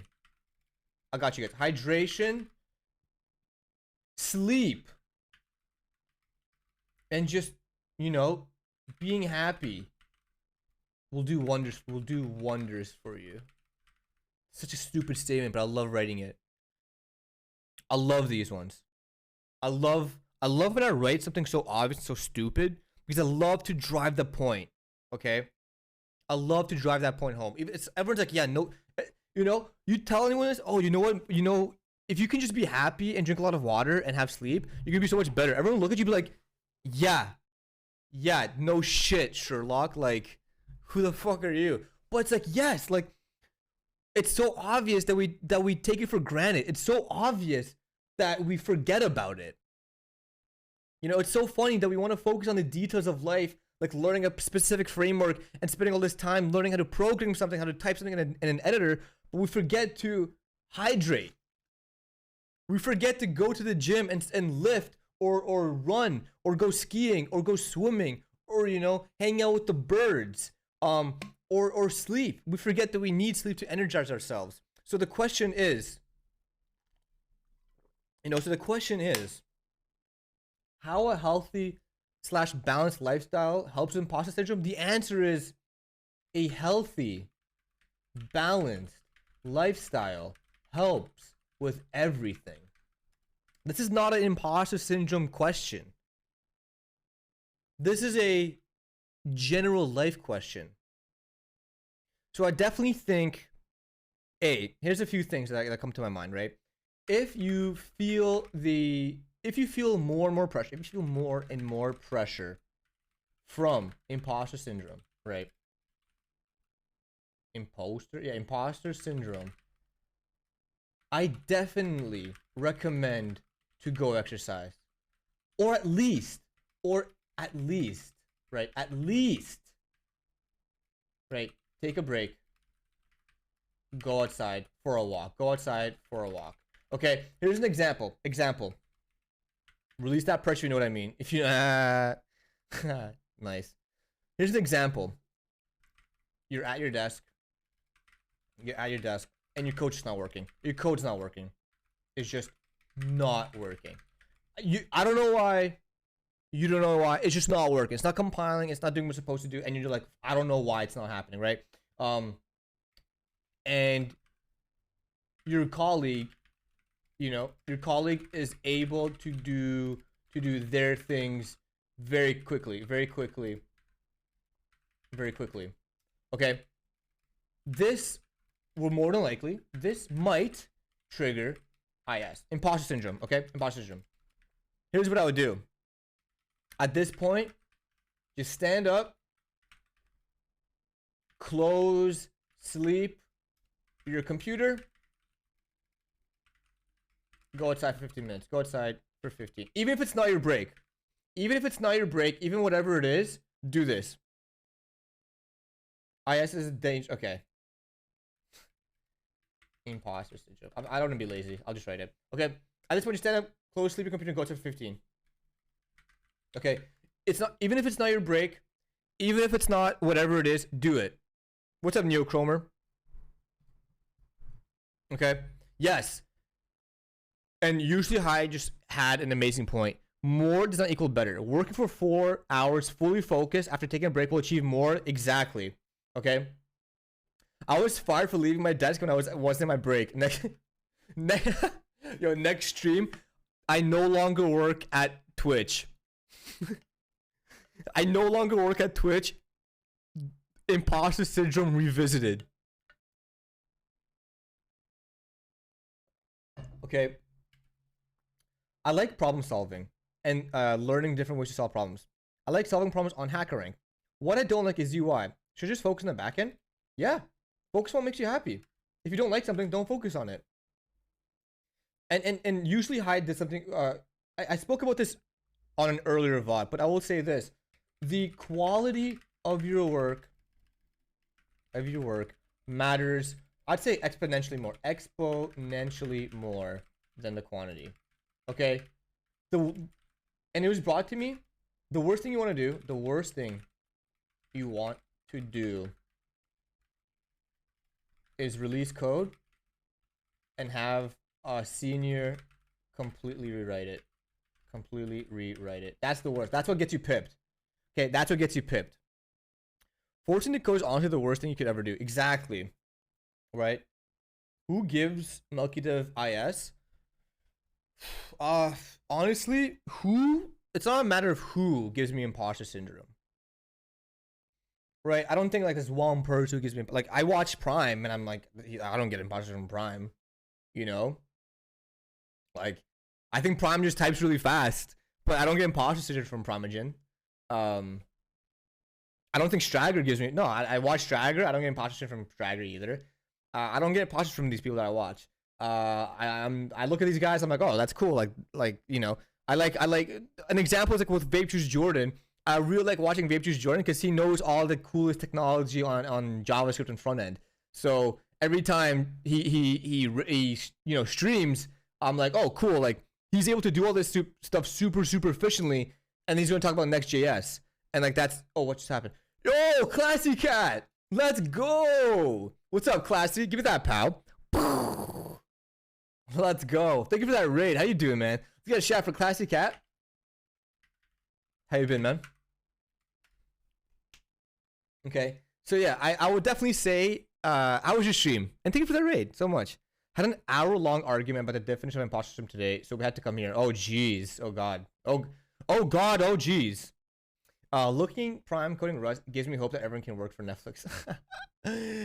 These are all amazing engineers to watch. They should be inspired. Yeah, exactly. I would definitely say, like, okay, for the question is who gives me imposter syndrome in terms of Twitch, like streaming, like, no one on Twitch gives me imposter syndrome. Not Prime, not Tej, not Griff, not Vape Juice, not Strager, not Rob. No one. These guys motivate me. I'm never like given imposter from them. Like, there's nothing. They're just humans. Definitely not. Definitely not. They, you know, I'm more motivated by them, and you know, like, they're just people to me. They're just, yeah, just a guy. I'm just a guy. I'm just a girl. I'm just a person. What gives me imposter syndrome is the collective environment. It's not a who, it's a what, it's a where. It's working at a, you know, a high pressure situation. It's working at within a deadline requirement. It's working in a repo that I've never touched before. It's working with technologies I've have limited experience with. So yeah. I think it's intimidating watching people go insane in Neovim and working through problems so quick. Like, I wish my brain worked that quickly. Yeah, don't. It's all fugazi, man. Like, it's all fugazi. Especially the whole Neovim thing. Like, it's yeah, I first and foremost, do not think someone who uses Neovim knows how to code.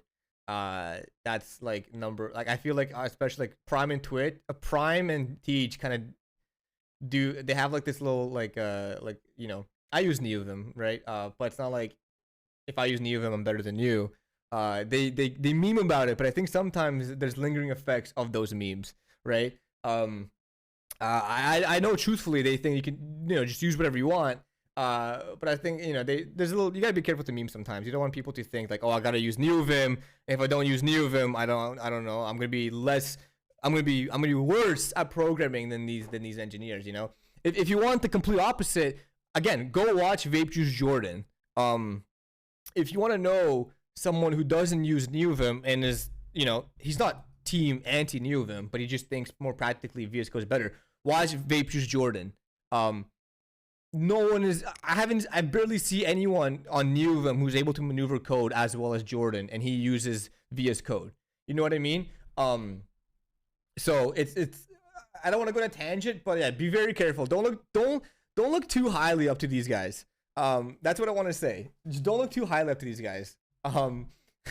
Let them inspire you. Let them introduce you to new technologies. That's what I would say Twitch is really good for. That's what I say software. That's why this is the reason you should watch someone program is the following. It's to get motivated, inspired, and to be exposed to new technologies. You should never watch someone be like, oh, like I want to be that good, or oh, they work at Google. They must be super smart. Like that's the opposite effect.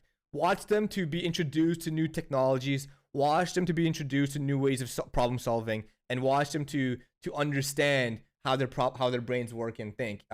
It's a good way. It's a pressure-free way to look at someone code. But do not compare yourself, and do not look too highly up to these people. It's very unhealthy. If you look up to me, let me just say, definitely you should stop. You don't do that. Do not compare yourself to me. Do not look up to me. Watch me, have fun, and join the conversations. But I definitely think do not do that.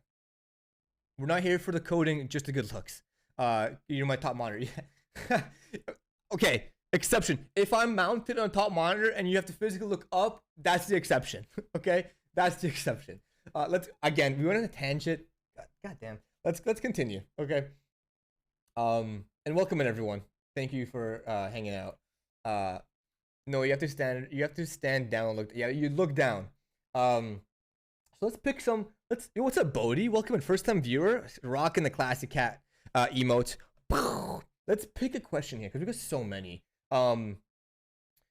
Let's see. So way to manage imposter syndrome. That's a good one. Starting a new. How to code comfortable with others watching. How to deal with negativity and naysayers. I think that's a good one. I want to talk about this one because as a streamer, you get this all the time. You may not be. You're going to write down all the topics today. Probably not. Maybe we'll see. I'm having a good time so far. I might not get through all the questions, being realistic, but all this will be available as a VOD on Twitch, and then I post on my VOD channel, and then all the notes are gonna be available on my Discord. Which again, can you guys help me get to 1,000 members on the Discord? If I do, I will do a 12-hour stream. Please, that'll be phenomenal. Please join the Discord. It's an amazing community, and I just want to grow smart, talented individuals like yourselves. All right, that's enough plugging of my Discord. I think I might hit the quota today. Let's go. Dealing with imposter syndrome. Okay, so that's a topic. How to deal with negativity and naysayers. It's a good one, right? How do we deal with negativity and naysayers?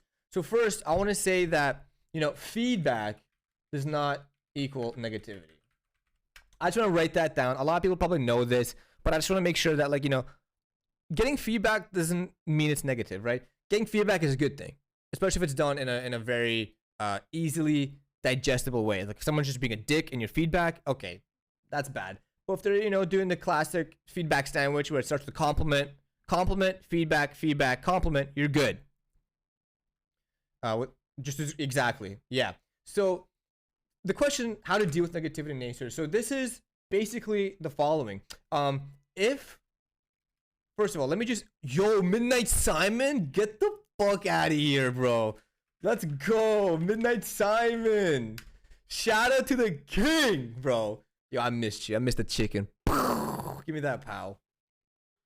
Yo, dude. I gotta get a chalkboard, write your name down, man. Cheers. Bro, I'm flustered now. I've been laying low. You can say that again. I'm mad flustered now. I get to see you. All right. All right. I'm motivated now. Now I got Midnight Simon in here, blessing us with his presence. Very motivated.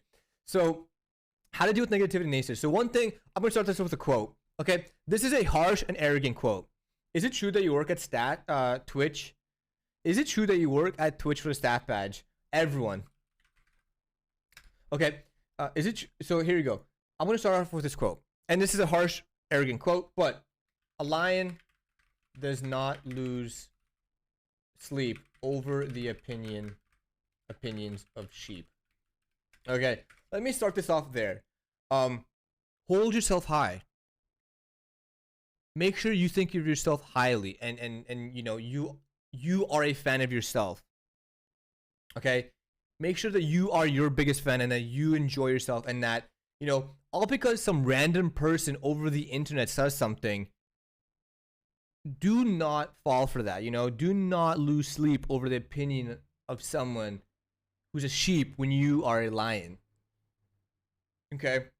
However, be careful, right? Usually, if someone disagrees with you, right, or proves you wrong, right, or suggests to try / do something different, and you get offended, I would say you have an ego problem. Okay? And this is we haven't talked about ego, but ego is a key buzzword that hovers around the topic of imposter syndrome. Yes, yo, what's up, Morgan? Pow it. Let's go. How are you? How's life treating you on this beautiful day? How was your stream? Was it good? Was it beautiful? Did you enjoy it?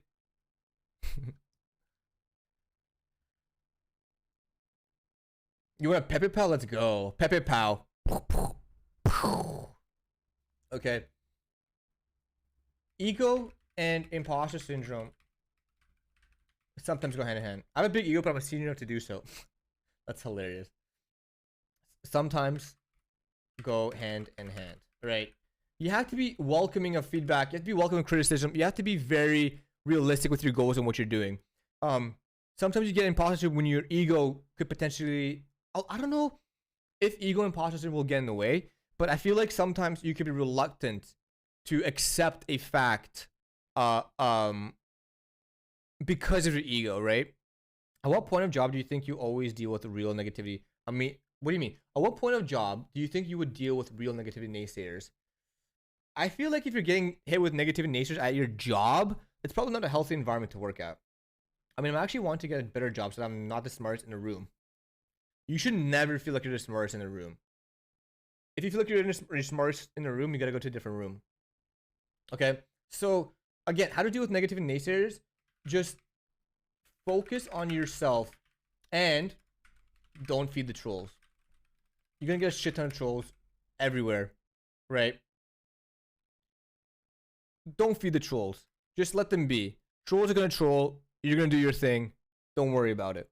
So to deal with negative naysayers when it comes to imposter syndrome, like, I've plateaued hard where I'm at. Okay, then yeah, definitely you should definitely go to a different path or different job, right?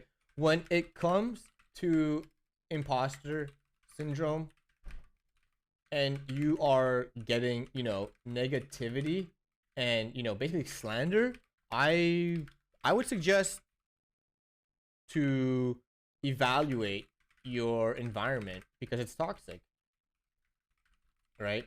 If you feel already like you're getting, you know, hit with imposter syndrome and you're getting bagged on with more, you know, negativity and slander from a work environment, I definitely think that's a toxic environment to be on. And let's do an exclamation point drop in chat. Let's go, chat. Okay, let's go to a different question here. Maybe we'll do a couple more. Let's go. How do you come back from imposter syndrome? Can it make you a better developer? That's a good one. How to get over the fear of accepting a challenging but a potentially fun job. How to cope comfortably with others watching. Can you do the one we're starting a new role one, please? Which one? Which one? Which one? Which new role one? This one? Nacho, which one are you talking about? Stay open to constructive criticism. Always stay open to constructive criticism. That's the only way we get better. Which does the company look for influence? When starting a new role, how to bootstrap? Where did I, when starting a new role? Okay, yeah, perfect. Yeah, we'll do that. Cool. Yeah, so basically, this question is when you start a new role at a company, how can you prepare yourself to avoid, avoid imposter syndrome? And I'm gonna be right back. You guys have a cup of coffee. I'm gonna use the washroom again. Who's gonna be in charge? Nacho, you're in charge. Be right back.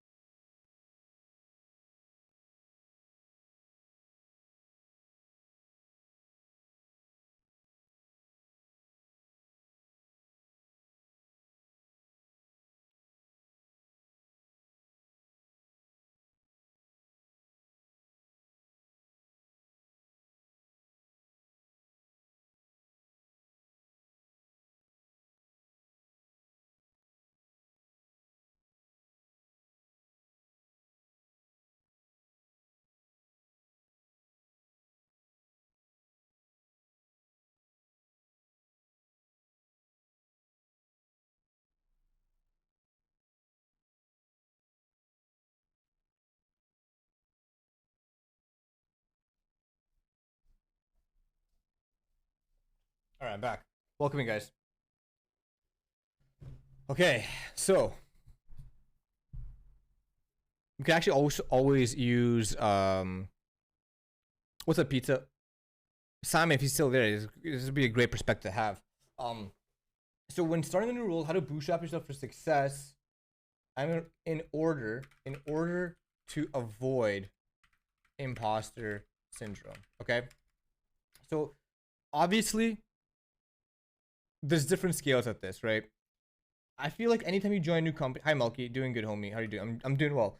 I've recently started a new role, and I think I've done a bad job of this. Yeah. So first thing, make sure you congratulate yourself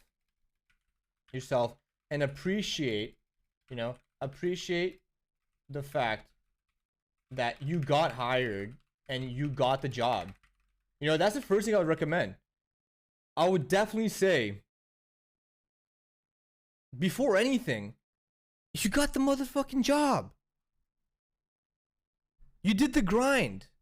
You went through uncomfortable interviews. You put yourself in an uncomfortable situation. You went through leak code. You grinded.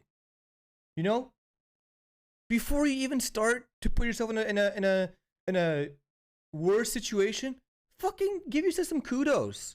Buy yourself something nice. Go for a beer. Do what you gotta do. Make sure you soak in the reward. Make sure you soak in the fact that you did it. Did you leak on after Twitch? Yes, it did. I had to, and it did matter. It was mostly leak code interviews. I get bad imposter syndrome because I work for a small company where none of our stack or ways of working is industry standard. So I feel pretty inadequate, and I'd have no skills that would make me employable. Something. No, that's wrong. That's definitely just wrong. That's bad imposter syndrome. So Maybe you failed a few times before you're getting hired. So yeah, I would definitely say, appreciate that. So, but how do you bootstrap yourself for success? So you got hired, right? So you got hired, and you start Monday. What do you do to avoid imposter syndrome? So first things first, what I would do, I would email my manager for a list of the tech stack, of the tech they use, of list of the tech the team uses. I did this at Twitch, right? I started a new role tomorrow. Perfect. Yeah, but there's no job. Okay. Yeah. So this is what I did. I had a week until I started my new job. I emailed the manager asking, can you give me a list of what techs you guys use? I just want to know what the fuck they are, right? When you're talking about stuff that I don't know what like Flink, I don't know what certain AWS things were. Just give me the list so I'm aware of how it fits in. Okay. Secondly, I would be honest with myself in terms of my skill set, in terms of my skills and what the expectations are for me. Okay. So it's always healthy when you're like, okay, I'm going to take a step back. I'm going to do an ego drop right now. What can I and can't I actually do?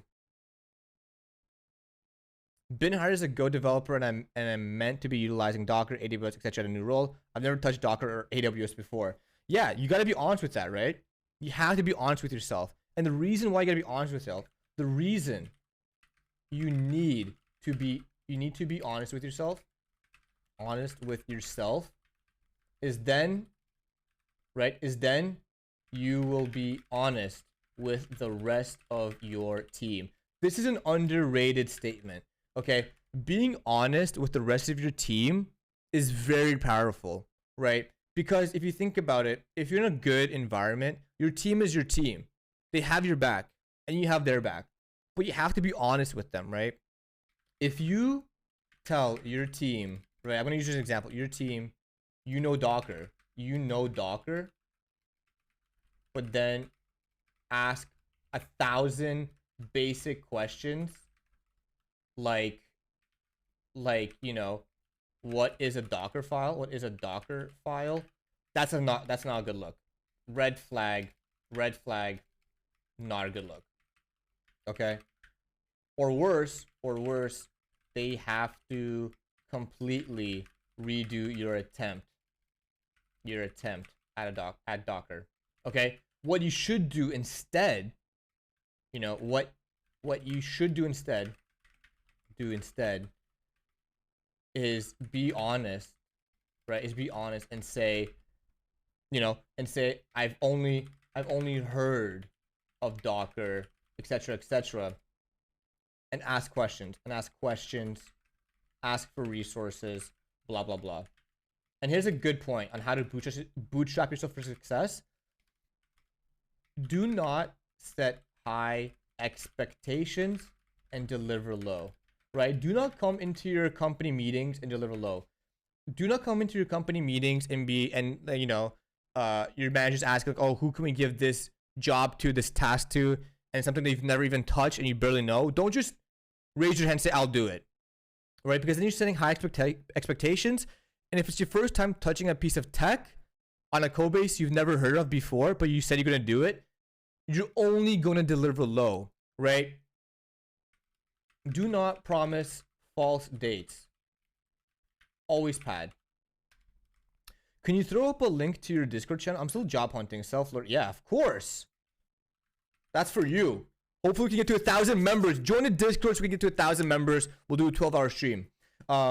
Imposter syndrome is strong with me, and I need to move from restaurant management to junior developer. I have a solid root privilege. A lot of people in the Discord are actually preparing and doing algo grinds right now. A lot of people are doing algo grinds / not even algo grinds, just like resume padding grind, right? Because lead code is only one aspect of the job interview. So some people who are really good at lead code are starting to learn how to develop apps and do personal projects to pad the resume.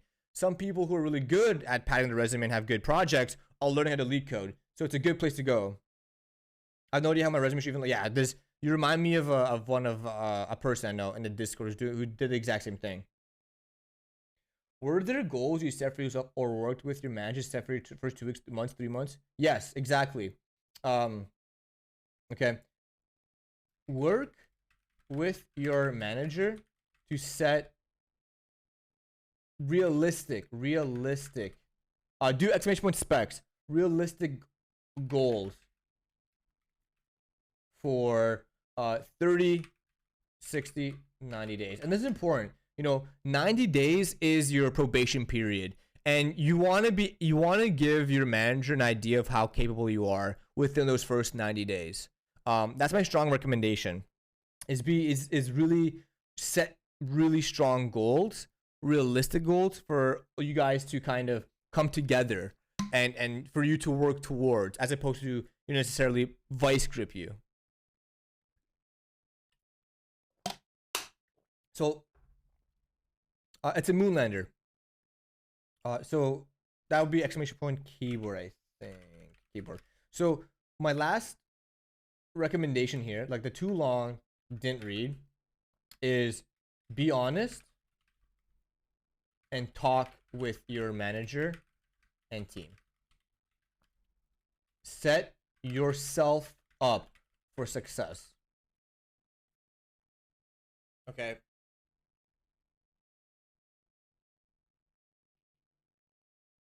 Does that make sense? My hair's a disaster right now. Oh my.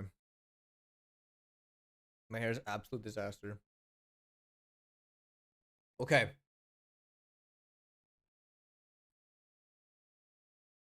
I think maybe we can do one more. What's up? How's it going? First time viewer? Give me that, pal. Frantic arg. I said that correctly. Frantic arg. Let's see.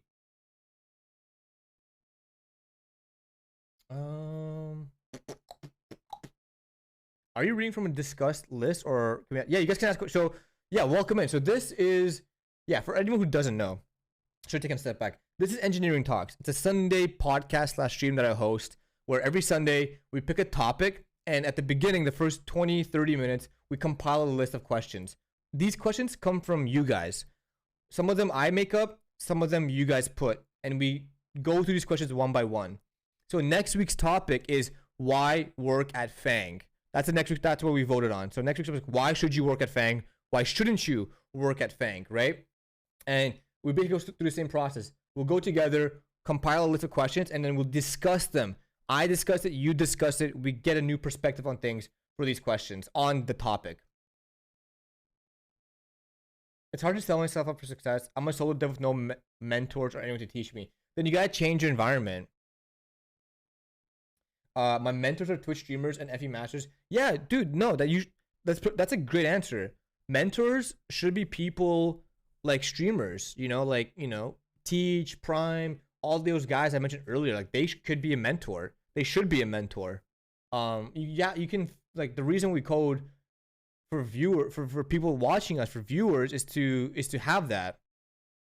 Okay, for you guys to look at us as people that you can ask questions to, and we can help you. Okay.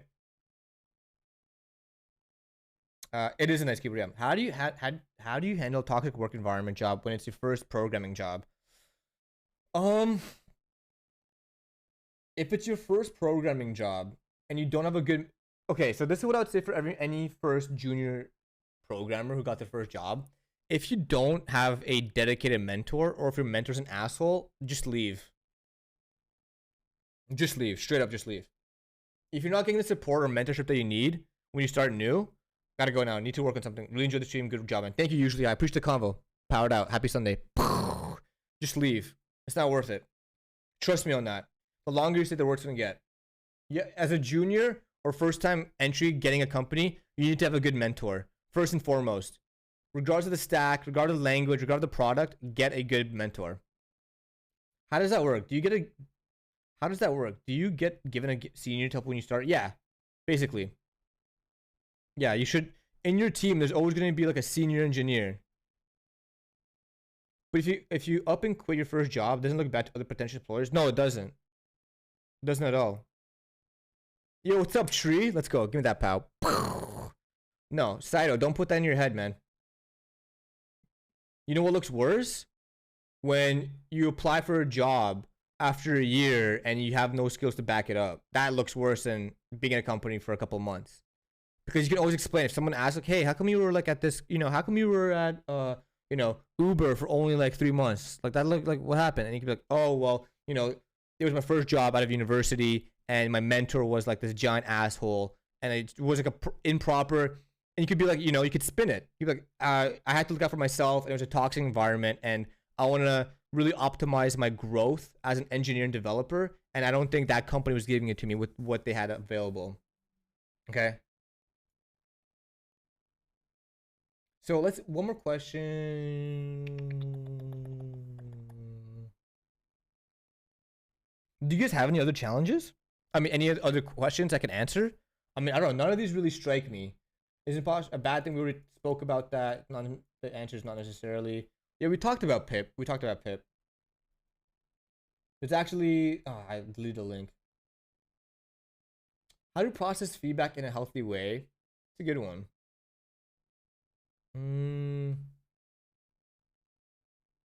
Yeah, I mean, none of these questions really stand out to me anymore.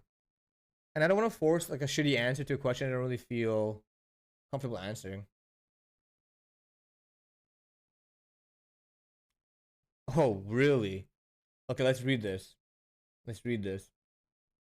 Saito, that's a good one.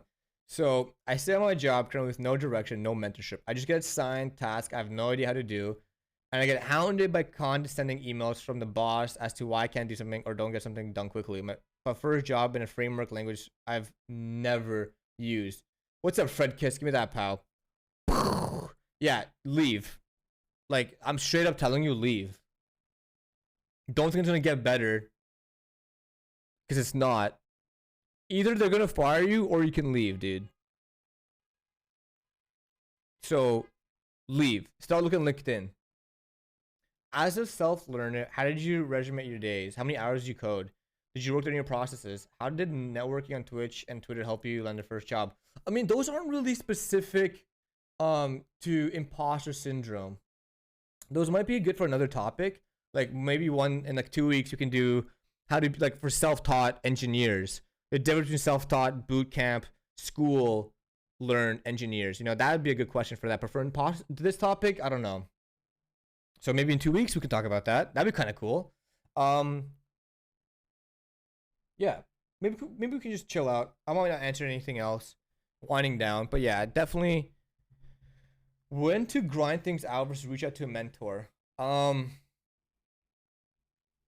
My mentor gave me a rule of thumb. If I spend like an hour to 2 hours on something and I can't figure it out, I should go and ask. That's why I can limit how many questions I ask him, so I'm not spamming. If I get an error message and I spend an hour on it and I still can't figure it out, I should feel free to ask him. I think that's pretty healthy. Okay. If you feel like you're just randomly trying things out, yeah, you sometimes need guidance and direction. That's perfectly fine. Okay, I think we need to wrap up the stream, guys. Did you guys like it? Let me know. Let me know if you like this stream with a DROP in chat. If you like this stream, can I get an exclamation point DROP in chat, please? Oh, this is great. I hope you guys stayed hydrated. I hope you guys had some coffee. I hope you guys learned something. I really hope that, the goal of engineering talks is basically to expose people to different elements, to get a conversation going, which I would say you guys spoiled me because I had a great conversation. The link to my Moonlander is going to be in the Discord. You guys definitely spoiled me because I had a great time. I had a great conversation. So I got what I love to do, and that's just to talk and share some of my experience with people. Because I look at people who may have been like me 3 years ago when I first started programming, didn't know how to do anything, relied on Udemy, relied on Medium articles, relied on YouTube. That no guidance, nothing, right? So I really like, I like thinking about myself 2-3 years ago, and I said this before. The point of engineering talks is for past Melkey. Because if I had something like this to understand things and learn these concepts and learn that it's okay to not know, I would definitely feel better. And, I probably wouldn't have put so much pressure on myself when I was at that age. But regardless of what it is, hope you guys enjoyed it. We're gonna go raid Mewtrue, so /raid Mewtrue. If you guys want these notes, they're going to be in the Discord. I'm gonna post them in the Discord channel. If you're not in the Discord, please join the Discord. It helps me out tremendously. We're trying to get 1,000 members to do a 12-hour stream. So please, if you can, if you're not there, go click that link right now. Join the Discord. You can mute it. We just want to get to 1,000. It's gonna be an amazing milestone, and it'll just be an amazing achievement. And like we said here, we want to make sure that we take time to appreciate our achievements. And yeah, so next week we're starting out. So the schedule will be posted Monday, Tuesday. We are going to be working on the application that we're building called Astro Station, which is a lo-fi Pomodoro application. So if you're into that, we're going to be using React, Next.js for the front end, and the back end's going to be done in Go. It's going to be a really cool little app that we're going to use to keep yourself, in a busy state of mind with some nice lo-fi music, little components here that really make it stand out.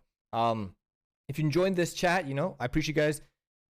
VOD will be posted, notes will be posted, and until then, enjoy the rest of your Sunday. Appreciate yourself. Stay healthy, stay safe. Make sure you stay close to your loved ones. Peace out. Melkey out.